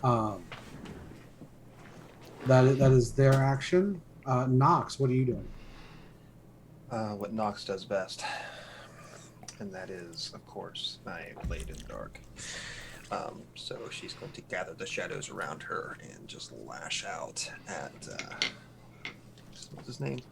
Okay. Cylon. So, for those that are listening, Nox is taking 2 actions. The first one is to create a field of darkness within medium range, which is about 20, 30 meters, pretty much everywhere that's nearby, and then some. And it's pockets of darkness because you can select who can see and who can't in this area. Presumably, Cylon cannot see. Presumably. And what that's going to do is that inflicts a penalty for any action that Cylon will take. And it also means that the first time they get hit each turn, as long as this field of darkness is up, they hit their surprise defense. So they're more vulnerable in this darkness because they are off balance, right? And then the second action is to roll your blades in the darkness, which is an attack specifically geared for hitting people who are blinded by shadows. Right. And I'm going to do a heavy blow, so I'll take -10 off this. Is that correct? Yeah. Yeah, I've actually already listed it out for Nox, which is that 32 or that 22, depending on how deep you want to go into it. Gotcha. 5 dice. How much do you like your character? Let's see. 12, 15, 18. That would be 50 on the dice with 2 6s. All right. So with those 2 6s, I'm going to stealth. Correct? What's that? With those 2 6s, I can go ahead and do a hide in combat, correct? Yeah, you can either add that to your damage or you can disappear from combat. I'm going to disappear because that first hit would have obliterated me. So let's do that. So you want me to roll that? No, you don't have to. Like, it's just we're gonna count your roll as your stealth roll. Okay. Cool. Right. Like, I think I actually when I was promoting tonight's stream, I used a picture of Nox where she's actually doing this thing where she uses her blades in the darkness and disappears into them. Beautiful. But yeah, so that would be 11 damage, and then they're surprised, so you actually get to add 5, so it's still 16 damage. Beautiful. You just don't get the bonus 4. That's fine with me.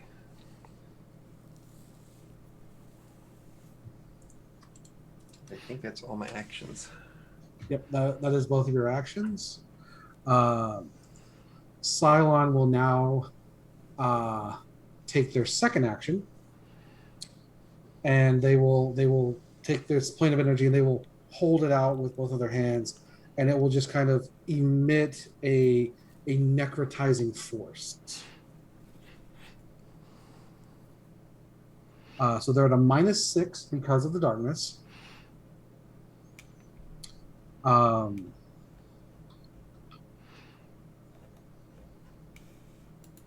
then let me roll here.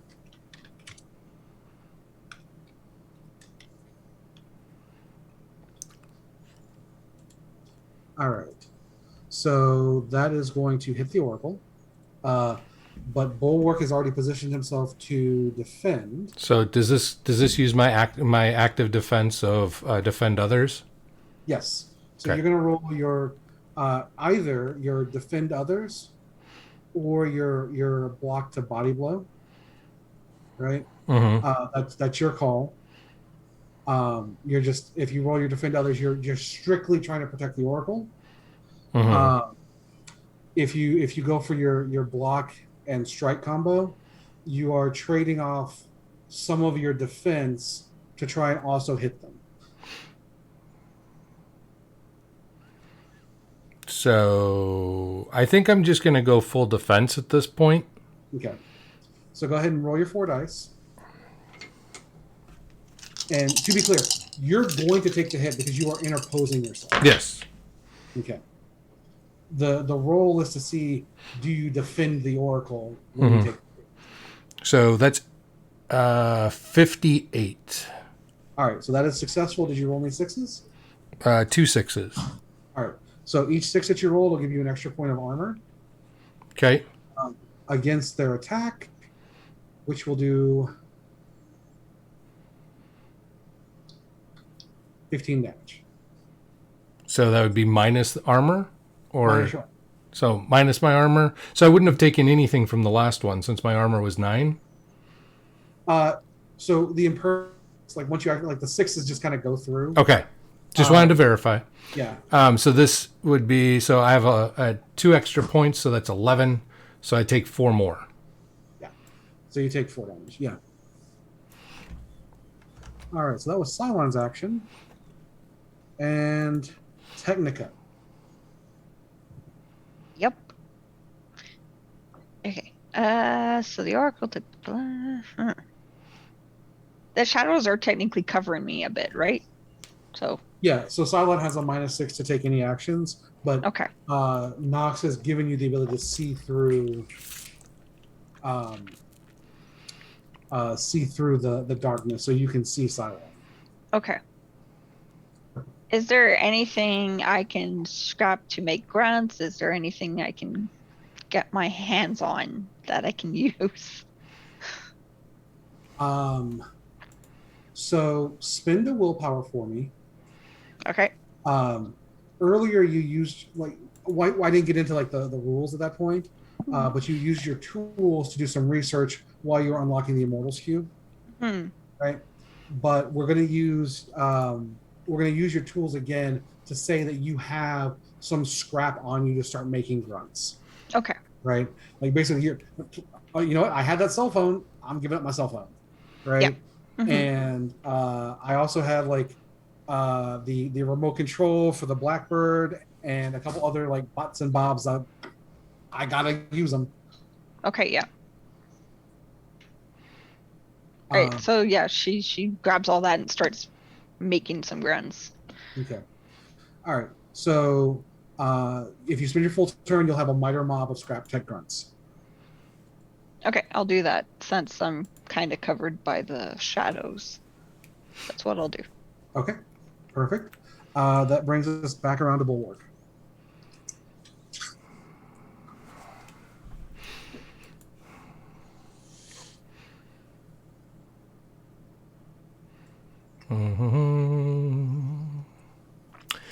Bulwark is going to.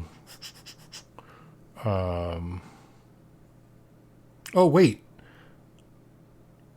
Wait, with Impervious, it's all damage until the start of his next turn. Yeah, we're starting your next turn now. I know, but that last damage. You're right. So yeah, you didn't take that damage. Okay. I just was rereading things, and I was like, wait, till the start of the next turn. Okay. So. I should have caught that. No worries. It's a lot to carry all in your head at once. So I'm going to.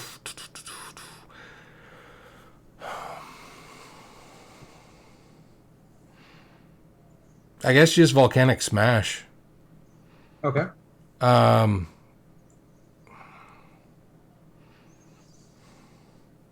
Oh, I should point this out. Mm-hmm.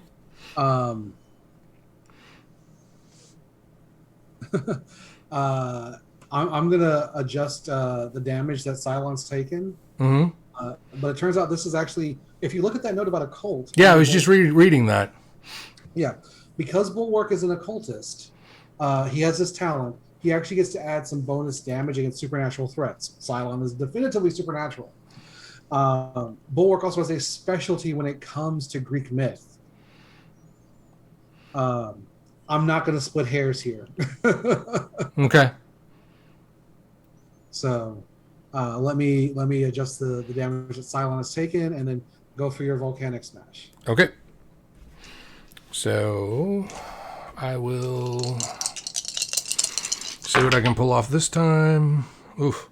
That is only going to be a 46 with 1/6. So that will definitively hit.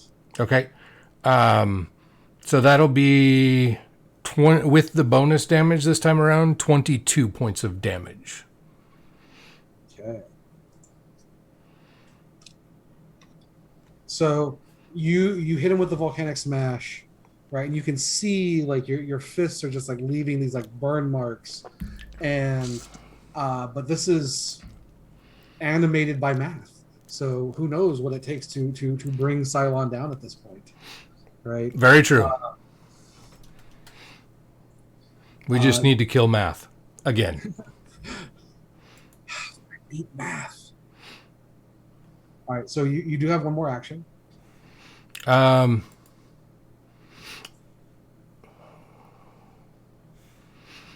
If I want to defend others again, do I need to? Do I need to hold that action? Yes.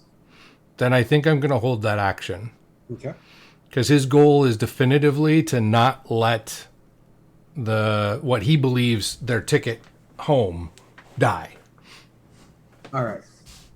So the Oracle will now that they are buttressed with the Immortals Cube, they will begin moving their hands in ways, calculating out probabilities, and begin to unmake Cylon. So, would someone roll 5 dice for me? Because I have to keep jumping through screens to roll dice.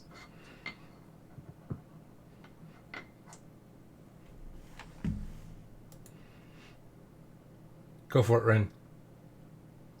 Okay, 1 sec. 5 days. You were making grunts. You didn't get to roll last time, so. Okay.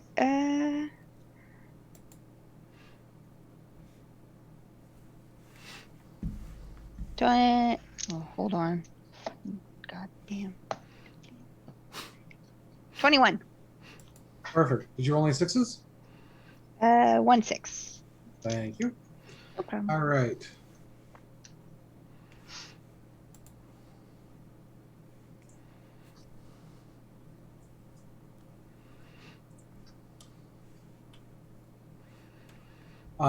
So the Oracle, as I said, like you can see like the magical energies or mathematical energies, magical energies, begin to weave around their hands and weave around Cylon, and it begins to like strip him away, right? And you can see parts of him just like bits of flesh and muscle kind of like hovering in the air around him as he's being stripped apart. Nox, it's your turn. Okay, we're gonna go for attack one more time. Now you don't have to like once you put your clinging darkness into place. I don't. Yeah, I don't have to do it maintains for so many turns, so you have 2 actions just as a reminder. Gotcha.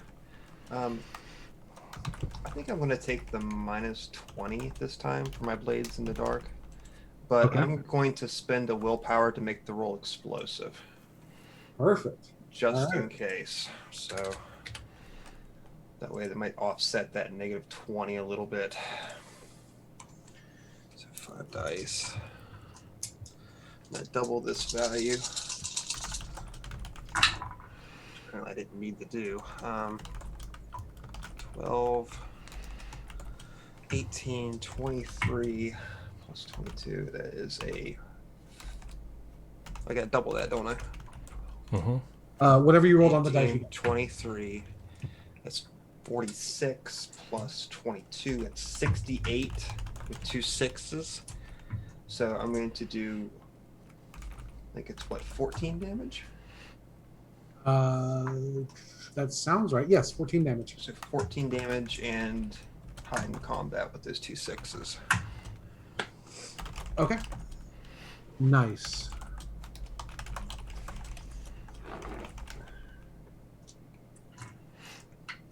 All right. So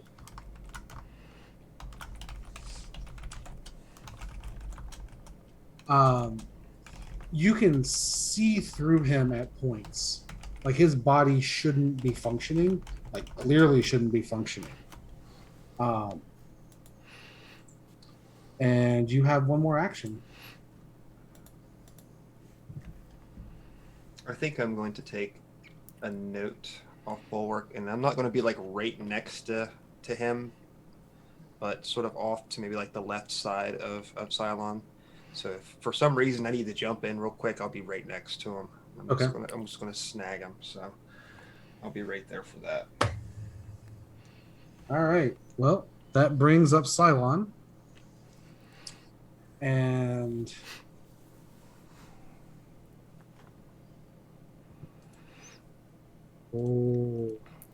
what do we want to do here? I don't like that. What's that? I don't like that. Like, who do I want to kill now? Dun dun dun. Well, he's got options, right? At least 3 that he can see. All right, so we're going to go for the least accurate option, and we're going to try and hit everyone. So, someone roll 4 dice for me. Oh, me. I'll roll again. Go for it.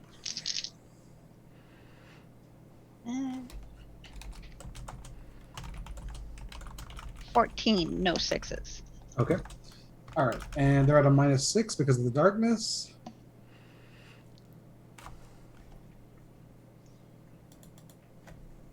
So that's a 33 to hit. And that's going to hit everyone. Bulwark, you can still interpose to protect the Oracle. And then That's my goal.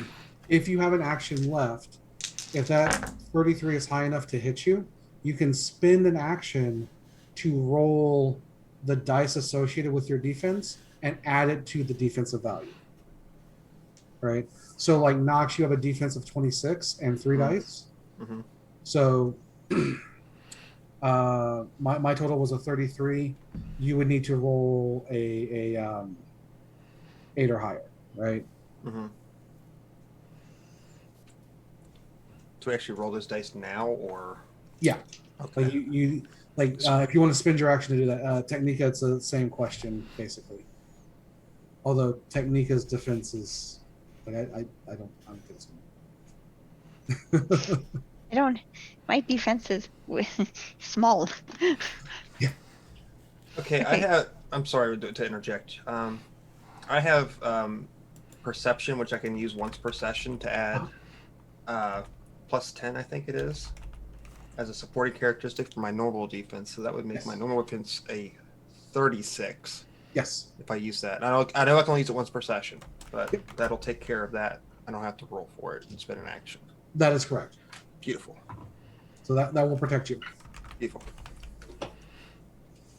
And then Bulwark, do you even need to roll if you're protecting the Oracle? No, it's a base 40. So, All right. I mean, the only thing that I guess maybe I should roll because the 6s will up my armor, right? If I get any. That's true. Okay. Nope, no 6s. So. All right. So that means Technica and Bulwark, you are both going to take 15 damage. Minus your armor. Minus your armor.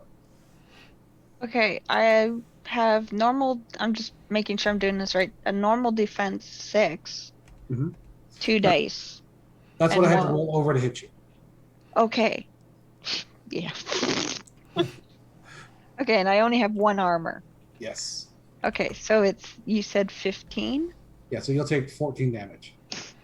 And this is Ow. where I find it's important to point out that if you hit 0 stamina, that's not like death. That's just where things get serious.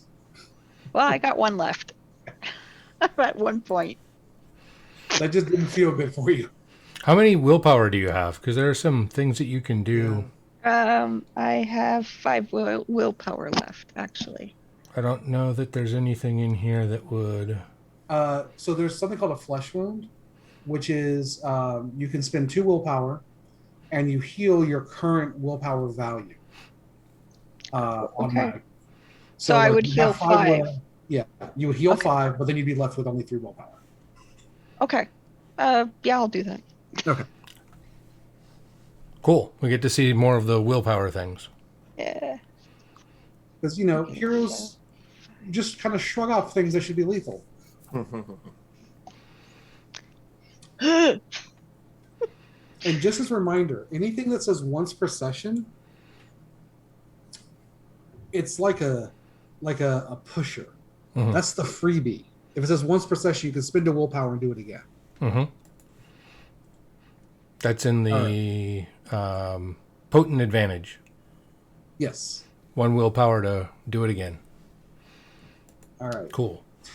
This brings up Technica. Ow. Okay. I imagine I have my grunts. Yeah, Up right and now you working? have a minor mob. Okay. Hmm.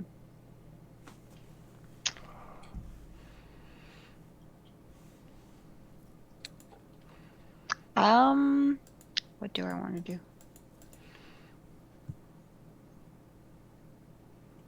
I think I would, okay. I'd like to send the mob to like act as a distraction to Okay. like keep him busy. And then if it's possible, I'd like to move somewhere where I have something to protect me from So another attack. so just so you know, your mob acts independently of you, Yeah. right? So you can spend your turn kind of backing up Okay. out of his range, Okay. and your mob will still do what it does. Perfect. Then that's what I would like to do. Okay. So in addition to the -6 from cleaning shadows, your scrap tech grunts are going to apply an additional -4. Right. Okay. So essentially a living cell phone and homing device are climbing on top of him and like pulling his arms and like Poking his gouging his eyes. eyes and stuff. Yeah. Okay. And yeah, Technica is looking for somewhere to be a little bit safer. Yeah. Yeah, you're basically able to like disengage yourself and move to like a range increment away by spending your turn doing that. Okay. Right. That's what And I'll do.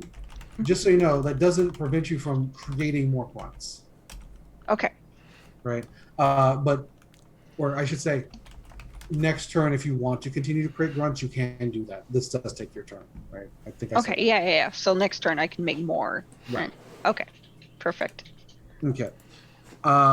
So before we move to the next new turn, I do believe Nox has one action left because of a judicious use of perception. What can I do with this? Kill more math. Can I attack again? Is that possible to attack again? Yeah, absolutely. Okay, You can spend both your actions to attack twice. beautiful. Let's just do a straight attack. Let me do a heavy blow. I'm sorry. I'll do the heavy blow. Okay. So I'll just spend the -10 for this one. Okay. 12. 17. So that's a 49. And just 1/6, so I can't hide it on this one. But that will add to damage then. Okay. So it'd be 11 plus. So 11, and then your bonus from 6, that's 13. 13, yes. All right. So that will bring us back around to Bulwark. Okay, Bulwark keeping his defensive position. So he's only going to use one action to attack.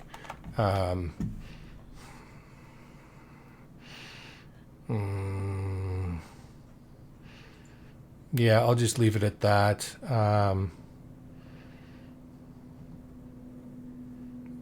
But I'm also going to use 2 willpower for a flesh wound, Okay. since I'm in the middle of taking damage. I also don't know how much damage I took last time. Oh, no, I did. Yeah, I took it. Never mind, I took it. Yeah, I took 6. But did I have to take it twice because I interposed? Oh, no. You just take it the one time. Okay. So, It's the one attack. It's just like you like if you were rolling your defense, you would have just avoided damage, but instead you rolled your defense to take the damage for somebody else. okay. Yeah. So I,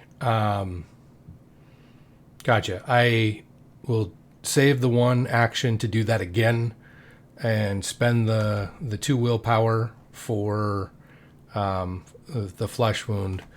And Okay. how many times can I spend willpower if I still have it?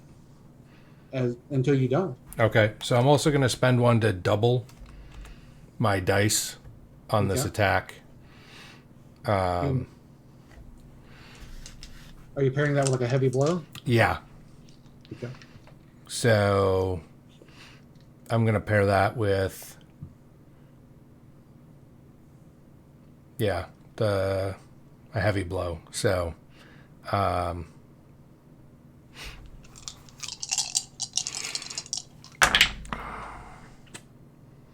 what are my bonuses, or what does that change on the heavy blow? So It's a -3 for +3, or it's a -10 for +3 damage. +3 damage, right? So that's 6. 20, and 10, 16 plus 24 is 40, plus 16 again is 56. That will easily hit. And only 1 6, but I got a 6, so that's 17 damage this time. Plus your No, plus the 10, so 27 damage. 27 damage. All right.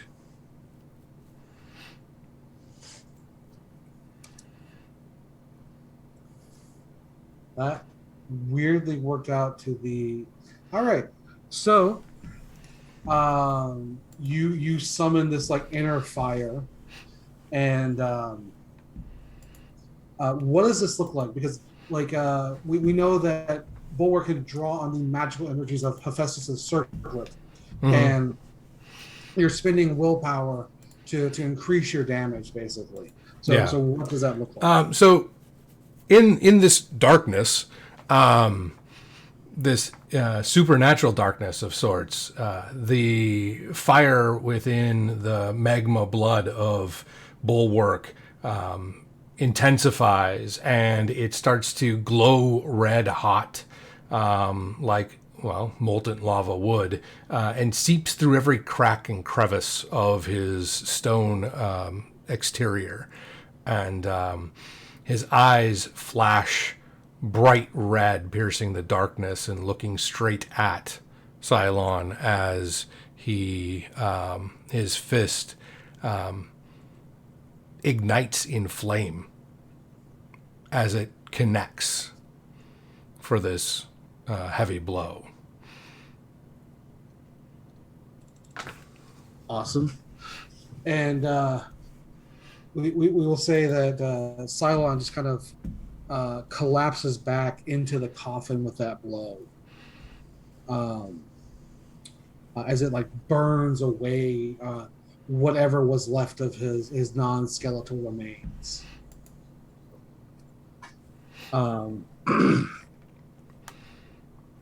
The energies of the Immortals Cube finally leaving him completely.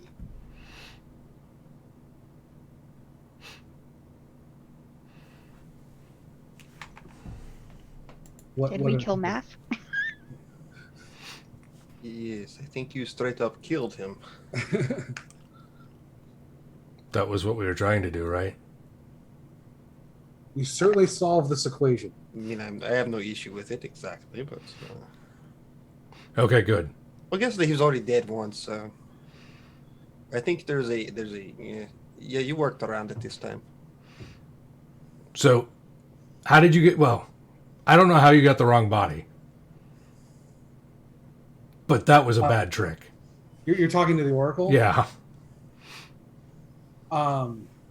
So the Oracle is in the process of freeing the other Pythagoreans. Mm-hmm. Now that they're no longer aging. And they say that this must have been some treachery from centuries before your time.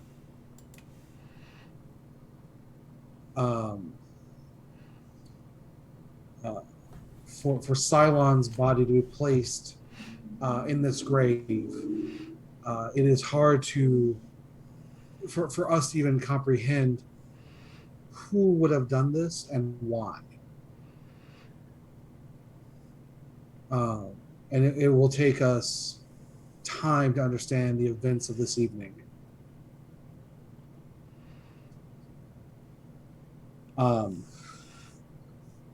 He also says, I'm afraid that we may never know the answer to our master's ultimate equation, as I do not know if this can be removed.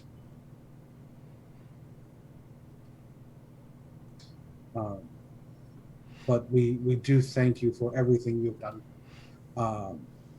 for our order.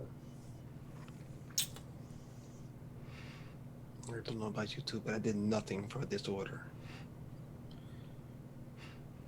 You Just brought the cube back. I did what felt right. I was just protecting my own ass. That's all. Okay. Two things. One, the museum's going to be very mad that the Mortis Cube is gone. And two, how do we get home? Home is easy. I do not know what I can tell you about the cube, and they press their hand to their chest when they say that. With all that power that you just received, you can't even make a fake? I was about to say I'll make a fake. Oh, deception. Yeah. It's an artifact that nobody knows what it does. Except, I mean, obviously you do. But Well, the you museum will certainly doesn't know need what it aged does. metal. Yes. Yes. Okay.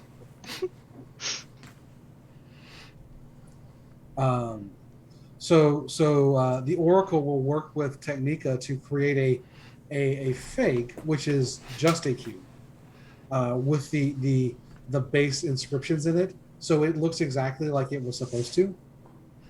And then they are gone, and then they are there, and then they pick the cube up from the ground and hand it to you. Nice. This should be old enough. And we will assume that the forging of it took some time, right? But he made sure, or they made sure, that it is of an appropriate age. If anyone wants to test and see if this is a real thing or not. Okay, and can we make one of the equations? This is me. Make one of the equations that if somebody decides to try and figure it out and does figure it out, it says your mom or something. It translates to something. It should just translate to the Pythagorean theorem. Yeah, sure. A squared plus B squared. Drink Squared plus B squared equals your mom. Yeah. Your mom. Yep. All right, we will definitely say that you and the Oracle engineer that in there. Like, they have to be able to speak ancient Greek, but it's A squared plus B squared equals your mom. Yes. Please. Perfect. Have to give them something to discover. Archaeologists would be very mad if there is nothing to learn. Might be the oldest your mom joke. Anyway. It is a paradoxical inception, because the cube sat in this chamber for 2,400 years. Mm-hmm. So clearly someone else has seen it at this point. Dear.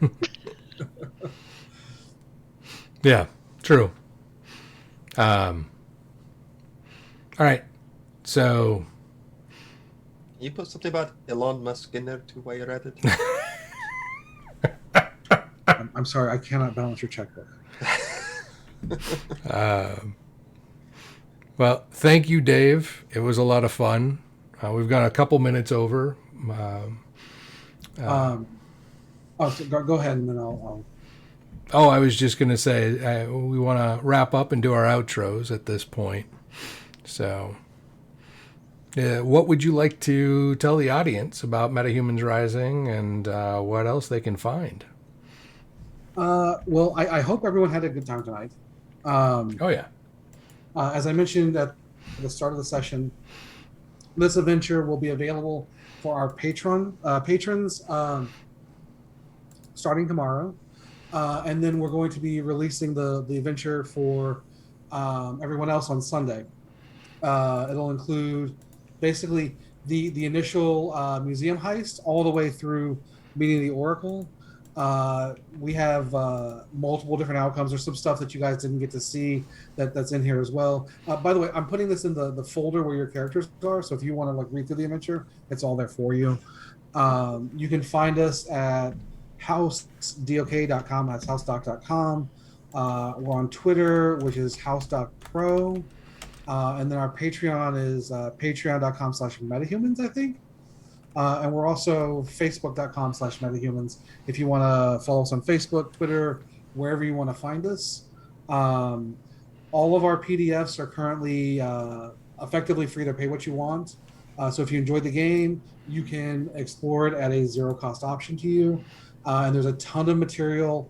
There's like 20 other adventures all available on the website. Yeah.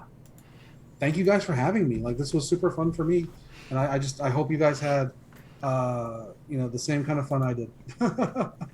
I know I had fun. Rin, how about you? Yeah, it was really I loved it. It was cool. I had fun. I guess I'll do my outro. Yep. Hey, I'm Ren. At Heaven's Night on Twitter or Burns Through the Rain in the Twitch chat. I always forget to say this at the beginning. Anyway, so you can find me. I will be here, always here. Wednesdays is Malifaux, and Fridays is Cyberpunk Red. Once we're sure that Simon is better. So, hold on, it's coming. So in the meantime, I did write a fic for my character in Malifaux. There are also other fics for my character in Cyberpunk for Jinx. So I will put the link in the chat if you want to go check that out and read. The one for my Malifaux character, I'm going to post it either tonight or tomorrow morning. So just give me 5 minutes. And yeah, that's about it. I really had fun. This is really cool. And I like Technica. She's awesome. So yeah, awesome. Thanks for being here. Thanks for jumping in. It was kind of put together at the last minute. Really appreciate it. Yeah, super. Thank you. Like, I really enjoyed having you. Saverick. Hi. Once again, I am Saverick or Josh. Tonight I've been your, I guess your murderous, not murderous / yeah. I mean, you killed Math once. Yeah, I killed Math, but do we really count that as murder? Anyway, Dave, thank you so much for this. It was super fun. I really, really do appreciate it. Thank you, Ren, for playing with me. It was nice to meet you and play with you. I hope we get to do it again sometime. Chris, thank you for the invite. I appreciate it. What do I have going on? I don't really have anything going on right now. But you have your itch page. Yeah, I have my itch page. So if you look over itch.io/Sabrick, I've got one whole game listed on there right now. But it's a solo journaling game, so it's a good time if you like to write and get to throw some dice or pull from a Jenga tower or have some playing cards out, and it's a interesting little game, I think. And I'm also, like I said at the beginning of the show, working on what's going to be a adventure for Morkborg. So I'm really excited to keep working on that. Otherwise, that's all I have going on. I'm just going to say Happy Pride Month, everybody. Trans rights are human rights, and Black Lives Matter. Thanks again for having me. I appreciate it. Yeah, no problem. Thanks for coming, especially, again, on short notice. And I typed it backwards. It's saverick.itch.io. I put Saverick at the end. But I've got it in chat for everybody, so you can go find that. I don't even know what the address is, apparently. And I've been your host of this Wandering DM Takeover. My name's Chris Geary. You can find me on Twitter at Chris Geary. You can find me, I also play in the Cyberpunk Red game currently here on Wandering DM. I am also a part of the Omens Rising team, and you can find us, as we're developing a game based on cartomancy divination is the core mechanic of it, and Dave is one of the writers for it as well. And we are going to have a couple playtests coming up. One starting this Saturday on We Are Nerdsmith's channel. And Dave will actually be a part of that one too. And then one starting on June 14th over on the Hype Goblin as well. So on We Are Nerdsmith, we're going to be jumping into our encounter mechanics, which are card spreads that we're going to see how they play. And then over on the Hype Goblin, we're going to be playing around with the concepts of balance, duality, and reciprocity and how they show up in the game itself and are expressed both through the narrative as well as through the mechanics. So I look forward to seeing you all there in chat if you can make it. We'd love to have your opinions because part of it is gameplay. The other part is Q&A with the audience. So you get a sneak peek behind the scenes on game development. And that's all I have. So again, thank you to everybody. It was a wonderful evening, and this is us signing off.